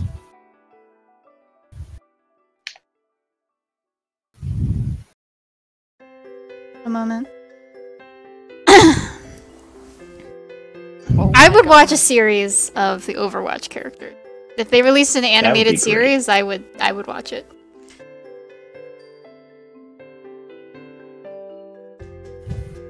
Oh my god, there's a fucking hamster. Nope.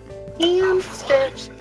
I'm just saying, I would love to see like a Hamtaro skin or something. Oh, you know it's coming. Give it time. Happy Ham. Yeah. Mm-hmm. I can't believe. Believe it. Oh my Why is god, get artist out of group here. not By what? freaking out about this? Like, Why what? All the artists in the artist alley. Yeah, Like, I'm sure a lot of my artist friends, like, they all play Overwatch and have a lot of like Overwatch merch, and I haven't been seeing like any like freak out about it today. So Maybe Yeah, that's they because just they're all announced it. quietly just hammering away. I mean, he's basically like the perfect keychain. Yeah, exactly. Yeah. like I'm just like maybe I'm not looking in the right places.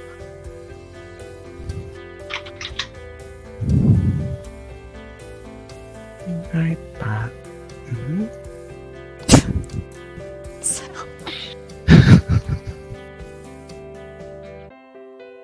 Okay, no, there's the freak out. Found it. Okay, so I have it so that this moves on its own layer here. This can move and be like. What are we talking about? Oh, I'm working on my. But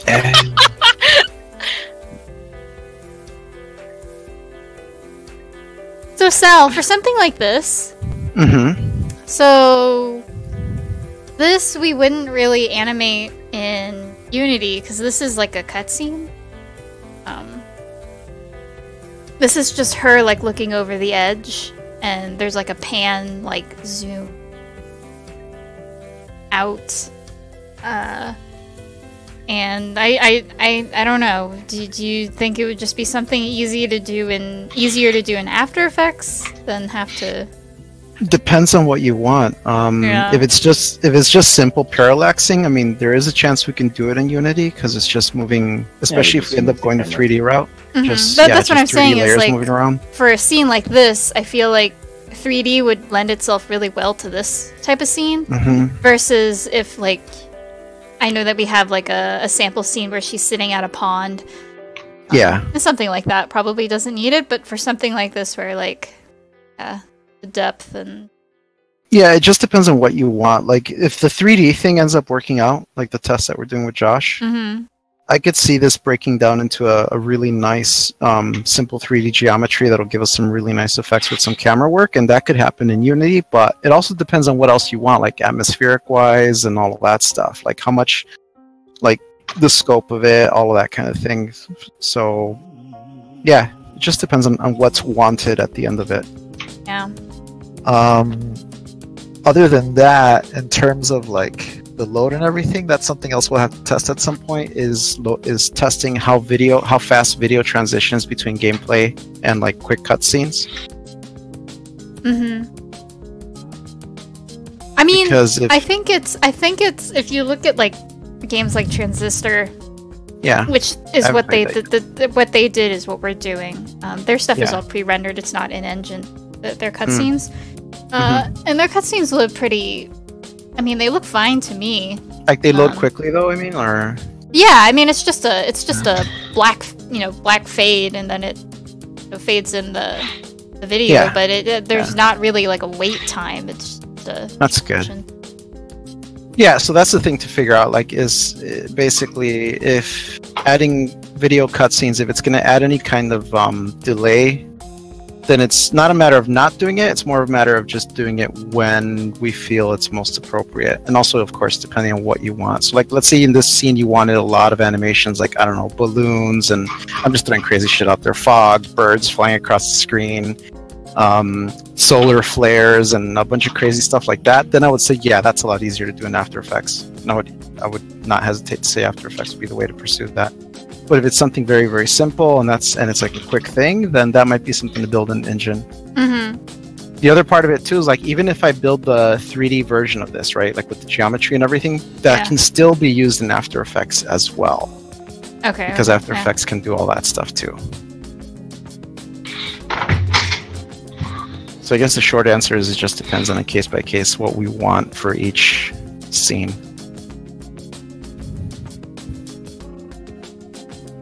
I was hoping for, like, this scene that it could be, because I do want to try out the it doesn't, I guess, necessarily need to be the scene, but understanding, like, how it could use some of those camera tricks, like the you know, if we're in this scene and we want to give the illusion that these things are kind of like,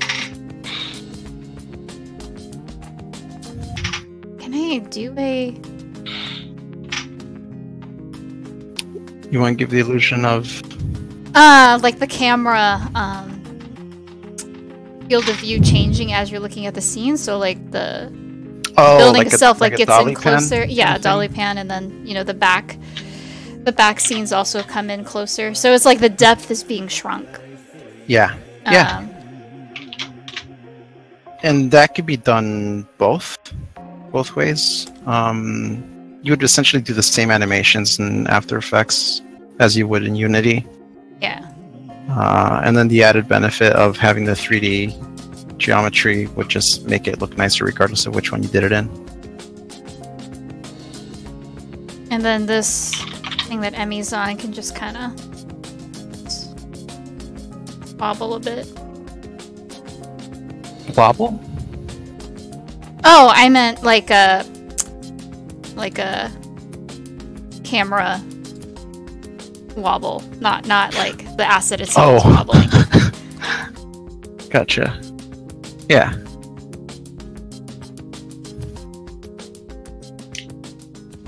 Suffering Circuit says they want to play the game.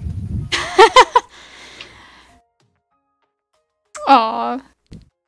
Malcolm Malcontent says, man, the customer flow at my work is like reverse Thunderdome. 1 man leaves, 2 men enter. That's how I feel sometimes. It's ridiculous. It's like, oh, let's all come in at the same time.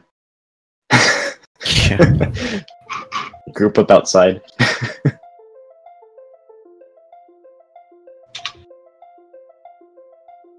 Just make your customers fight it out to see who's gonna get attended next. It'll happen, like, especially when we're opening. I'll walk in, and there's like 4 or 5 people just waiting outside with their computers. And I'm like, oh boy, here we go. One of those. And then they all fast walk over to our I'd like to speak with the manager. Doors open. Yeah, exactly. I asked, do any of you have an appointment? No. Okay. No. Well, I have 2 10 o'clock appointments I have to wait for. But I was here first. And then the 10 o'clocks don't show up. Oh, jeez. They're grumpy. Well. You know, when I was looking for dog groomers for our Yorkshire Terrier, I don't think I told you this, Mark. When I was calling around dog groomers in the area, there was one groomer. When I called them up, I was like, hey, I'm looking for, you know, a full groom service for Yorkshire Terrier. She's elderly, so she needs somebody experienced with elderly dogs. And this woman was like, like, why don't you come in, with your dog and we'll do like a physical, look at her in person. And I was like, yeah, I can do that. And we'll see how old she is. well, I was just like, I don't know why, but she doubted that my dog was like elderly, and that for some reason I was using that as a way to get like a discount.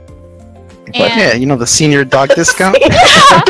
And she's like, and she was just like, we don't give discounts for elderly dogs. And Or I'm like, veteran no, that's fine. dogs. I just need to find somebody who's experienced with, elderly dogs. And she's like, do you even know what we do here? And I'm like, you're a dog grooming service? Oh my god. And she's like, Do you even know? It's like, so it went from, we don't offer discounts to senior dogs, to we're not a babysitting service. And I was What? like, oh my god, stop. Because I think at some point she thought that I was just gonna like bring the dog and just leave it there. Mm-hmm. And I'm like, Who does that? I don't know what, I don't know. Apparently enough people do it. That's a problem, but damn. I was just like, That is it depressing. was a very weird phone call. It's just like jumping to conclusions, the phone call.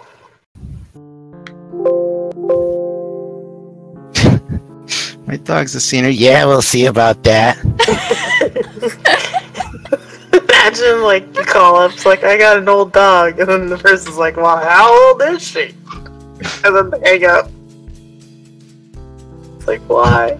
She just doubted me the people whole like this? conversation. She was like, we require that you bring in, like veterinary, whatever. And I'm like, We require ID. I know that. I mean, most dog services need to know that the dog, had their rabies shots and everything. And it's just, it wasn't just that she asked it; it was the tone of voice. Like she couldn't, Yeah, like she sounds didn't like it. believe anything that I was saying. She needs you to That's such a prove that you bizarre, like- actually have a dog. Perception, yeah, like.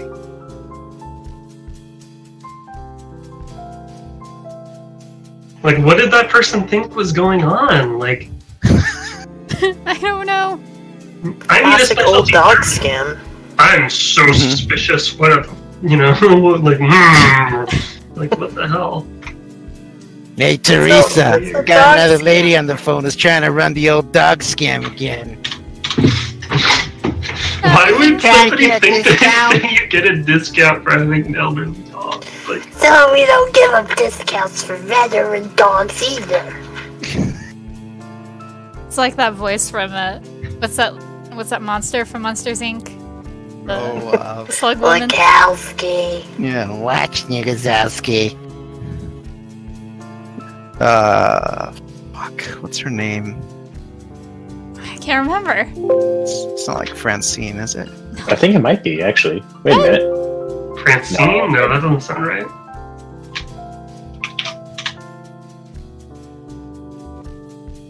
Oh man, I haven't watched Monsters Inc. in so long. Roz. Oh, Roz.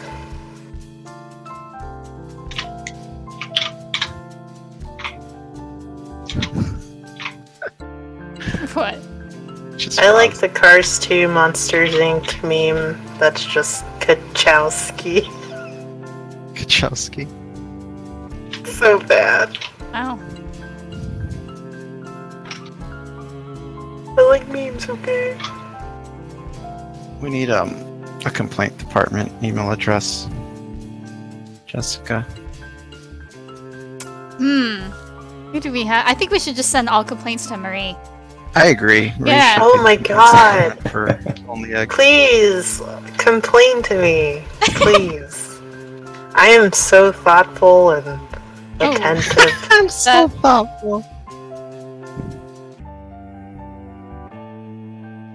I don't want to mislead care. people, though. We care about your call.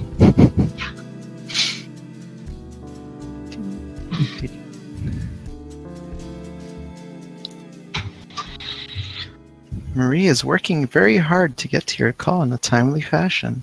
Please stay on the line. Like, I'm just watching Ghost Hunter. Yeah. She's going in a trance. Like, I'm trying to study for my demonology course. What do you want? No, sorry, wrong department. They didn't get their demonology degree from an accredited institution. That's right.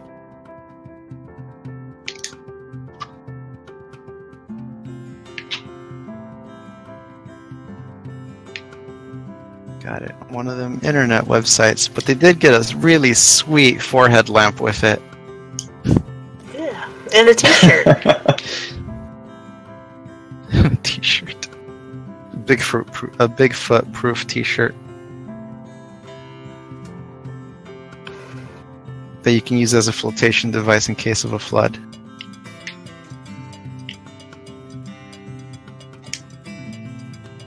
No, floods are just conspiracy theories. Fab says that they wish they were a fat slug monster. Yeah? Apparently. That's a very good goal. I want to be We should all have goals. the dragon slug monster from Monsters University.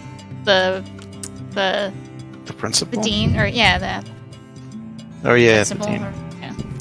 The centipede Mhm. bat thing. That, yeah, whatever she is. She was great. I love the way that she moved. It's really good.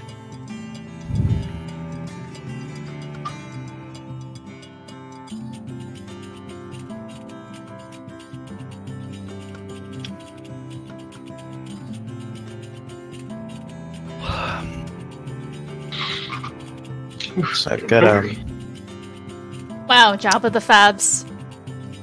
It's a good one suffering.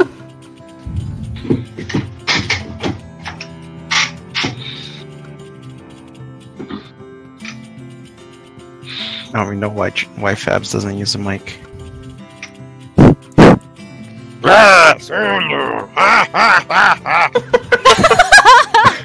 They don't want to hear like the screams in the background every time he chucks somebody else into the pit of doom.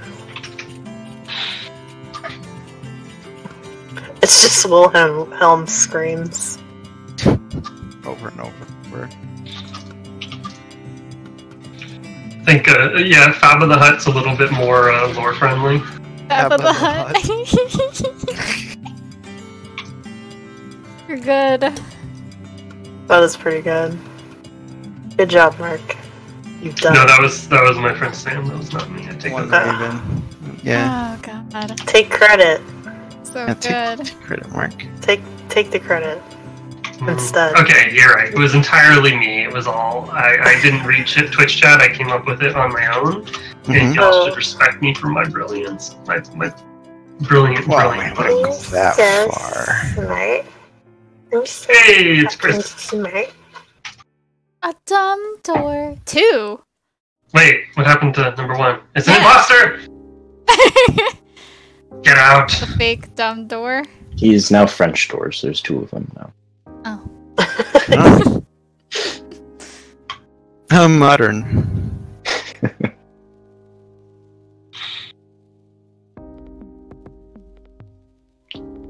I still That happens cringe. though. Like, What? I was gonna say, I have someone stole my tag, like my gamer tag. Like, I'll sign up for things with it, and like, wait, how did they? Did they just see it and then like, I'm gonna sign up for everything with this name? Really? But that's me. Have you ever tried to sign up for something only to find that your super unique username that nobody else ever uses is taken, and you get annoyed, so you have to go and figure out a different username, and then later you realize that you actually had already created a username Yes. for the site? Yes. That's actually happened to me. More than once. Yep. That's With the happened to name me that I one use time. everywhere, by the way. Which is this name. The dark joke. Yeah. It's a dark clock to you, buddy. Yeah, buddy.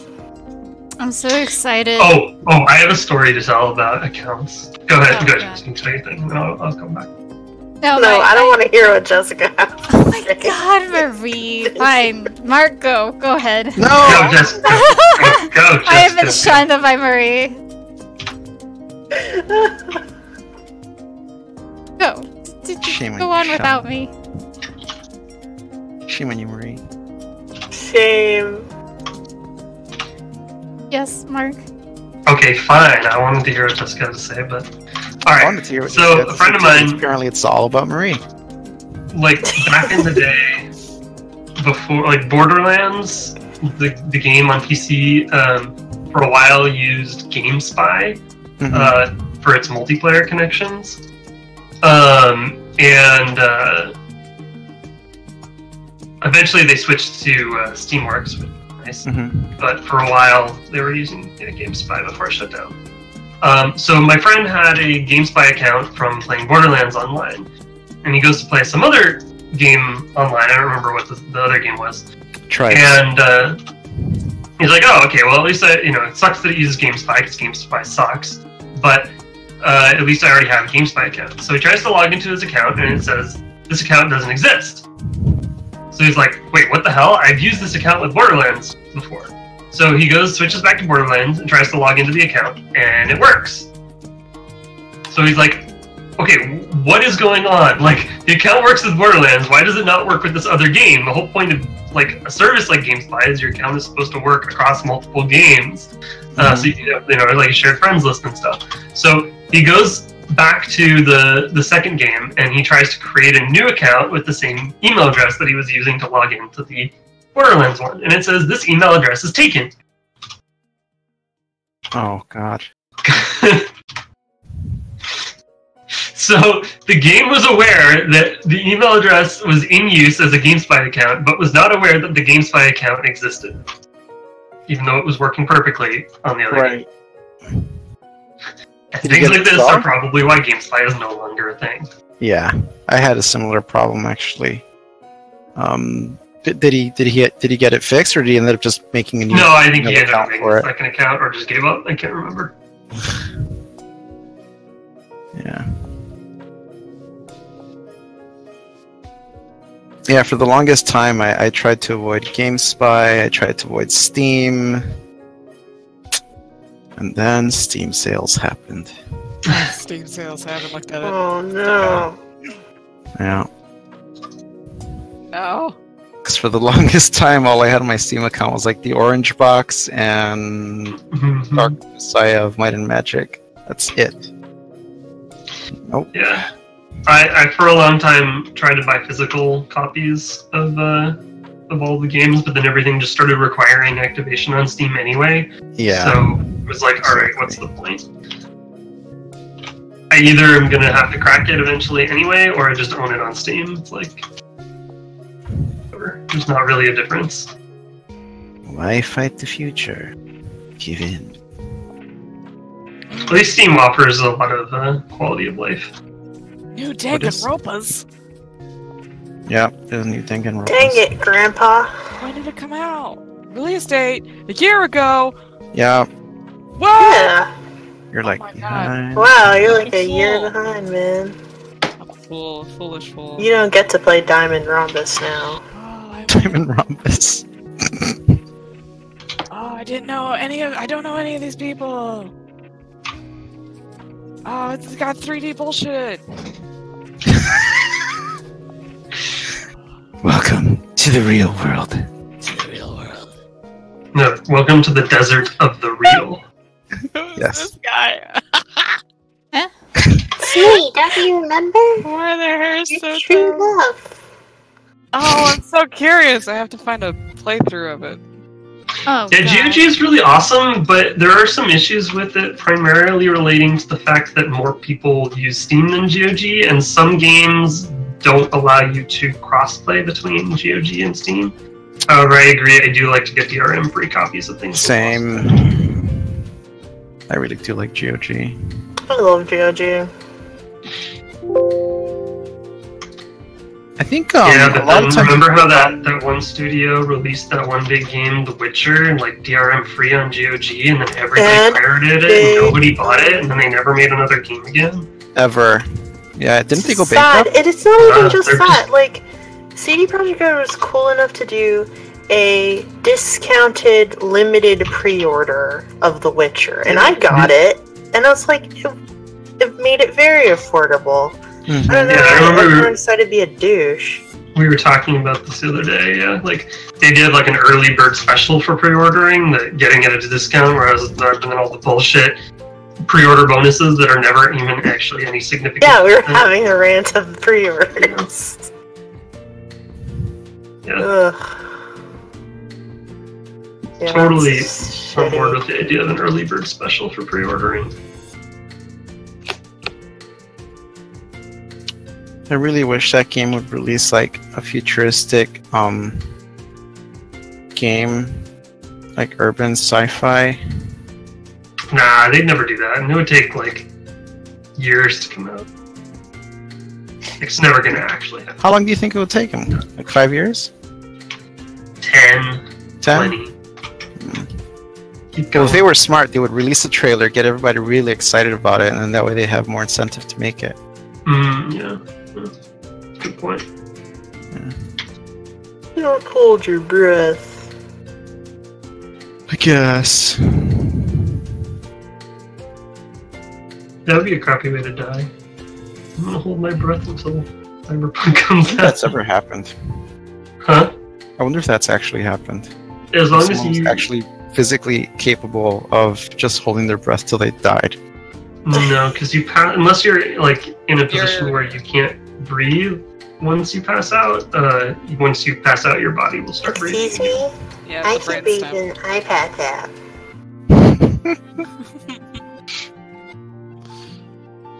But the brainstem will actually automatically take control unless like you're actually impeded from breathing. Just tell your brain to chill out. Excuse me, did you just assume I have a brainstem? You Yeah. have a brain? Oh. Jessica. Jessica's like, that's it, shut it down. We do. We Mark, have like shutting 5 it minutes down. left before we gotta shut down the stream. Yeah, well, so what Chris said about piracy, if we didn't kind of cover this already, basically, like, Steam isn't DRM.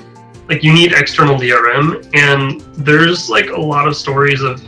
There's a lot of problems with DRM. Like, one, if the DRM servers, whatever is doing the checks against, ever get shut down, you're basically out of luck, and like, you can't play the game that you illegally purchased anymore, and the only way to play it is cracking it if it's been cracked. So that's pretty stupid because it just fucks over legit customers when pirates just play the cracked version anyway. And then like there's other things like it can cause performance issues. It stops you from modding the game. These new advanced forms like de novo. There's lots of problems with DRM. I'm not a fan.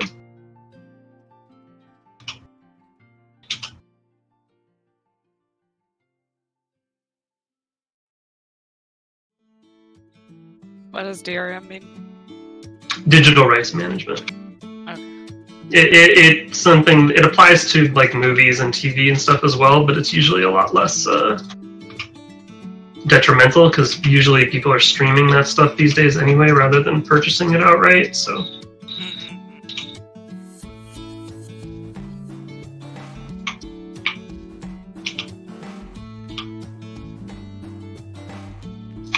But there's the current popular DRM for PC games is de novo, which is it's like basically I don't know exactly how it works, but it's like it kind of checks the integrity of the executable, so against their servers, so that if you try to modify it to so that you can get around their protection, then it's supposed to fail. But basically, people have found ways around it anyway.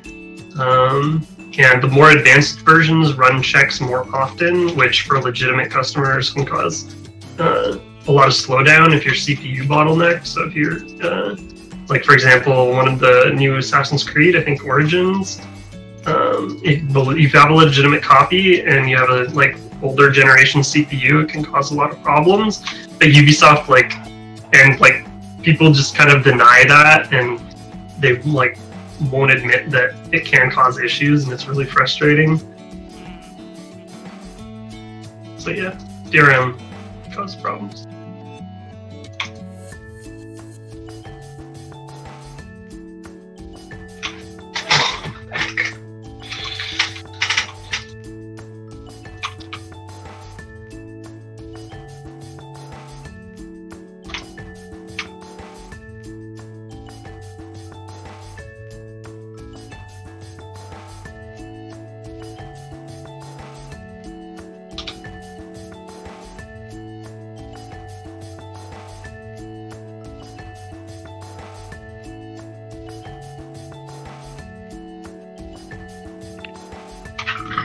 Excuse me.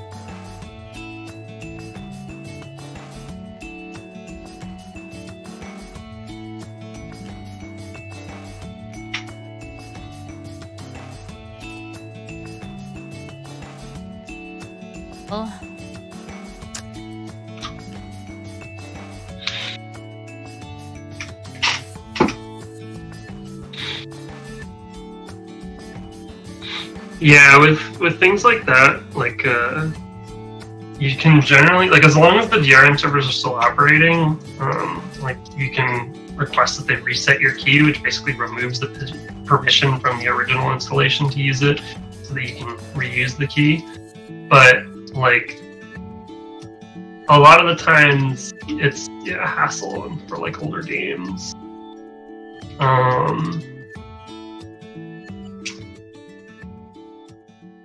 I thought like Blizzard did it pretty okay back in the day, where like their system was that if you you could use your CD key on any number of computers for like Warcraft and Starcraft and stuff, but you could only ever be online with that CD key on one computer.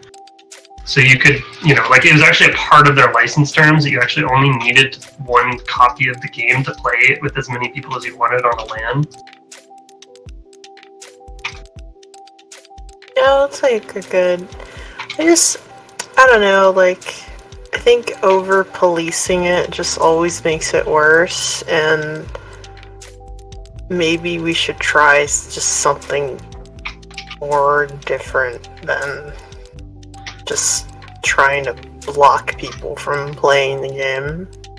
There's a lot of reason to, like, believe and in some cases demonstrate that people who pirate games are very unlikely to have purchased that game in the first place.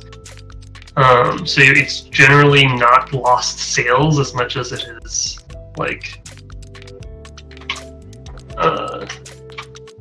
just like extra people getting to play your game, which in some cases means like good word of mouth. In some cases it means,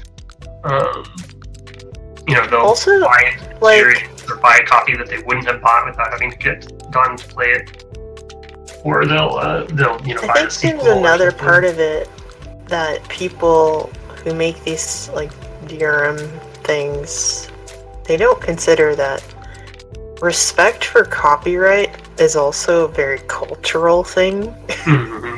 And when it comes to China, Russia, a lot of Eastern European countries too, it's not like a public, like, if it's a thing you can download, you may as well be free.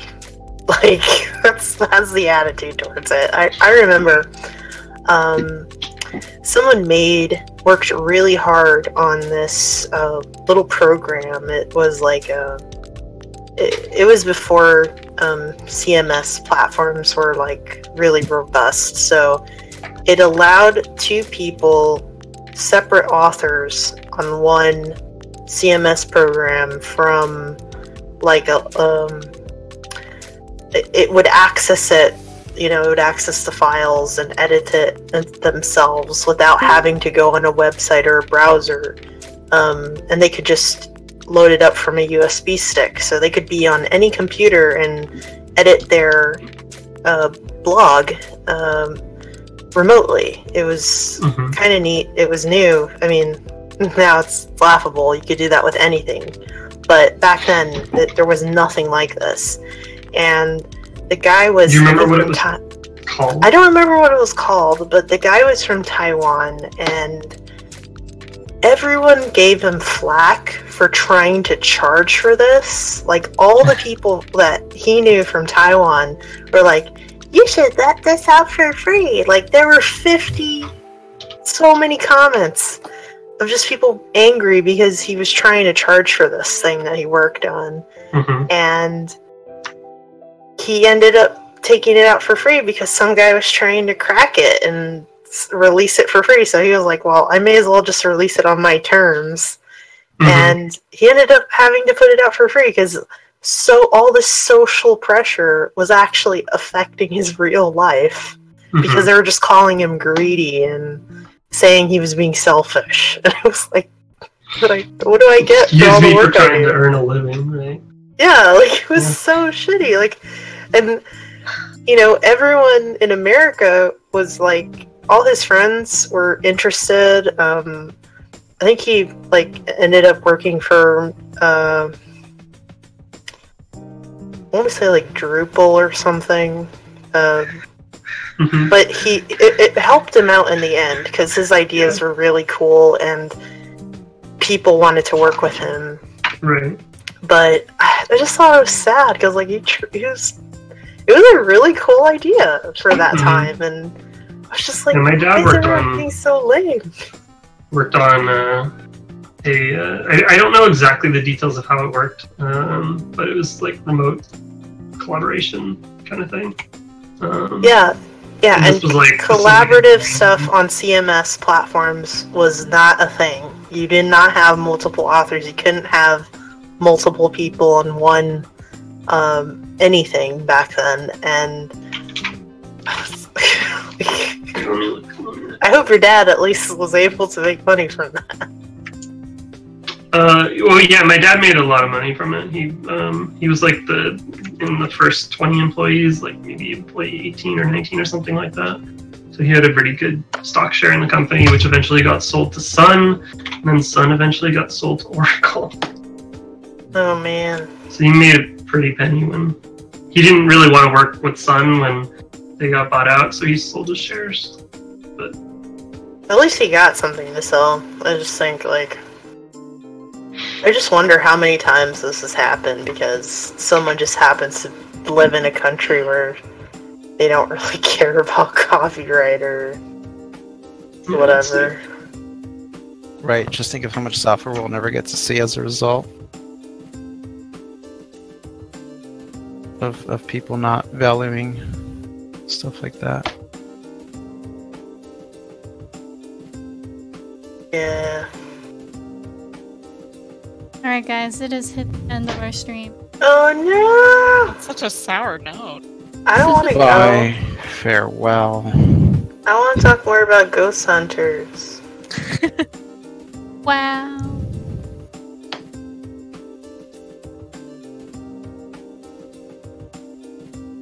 The part of Marie was played by A ghost. Uh-huh. Yeah.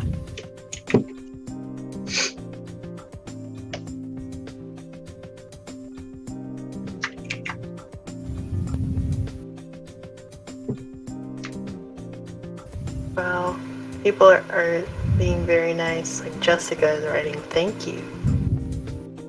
Whoa. Them's fighting words.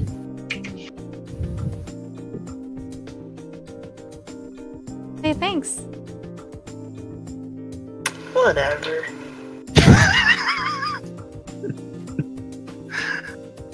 It's like, I could say thank you and be grateful, or I could just be grumpy. Grumpy works for you. Yeah, that's like part of your brand. That's my branding, my grump brand. Yeah. It's part of your signature shtick. Grump. Yeah. If you're not grumpy, you're going off brand, then you'll start losing sales and shareholders will start calling. Hey. Yeah. Alrighty. Thanking everybody for joining the stream. Putting our video website here where you can find everybody. All of our team members are on the team page on their profiles, and it'll send you straight to their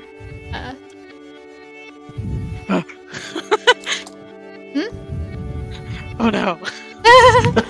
To follow everyone, go. Just like, I didn't give you my information. Except for Marie. Marie, I mean, I am an entity, and when you sleep, you will find me. I do want to point out that on top of the Thursday streams that we do 5:30 Pacific time, we're going to be adding a Monday stream as well, which will be Monday, which will be game streams. So we'll have people from the team on days. I think they're going to be at the same time on 5:30. Word. Yep. All right, everybody say bye. We're going to sign off. Bye. We're gonna sign off. Bye. Bye.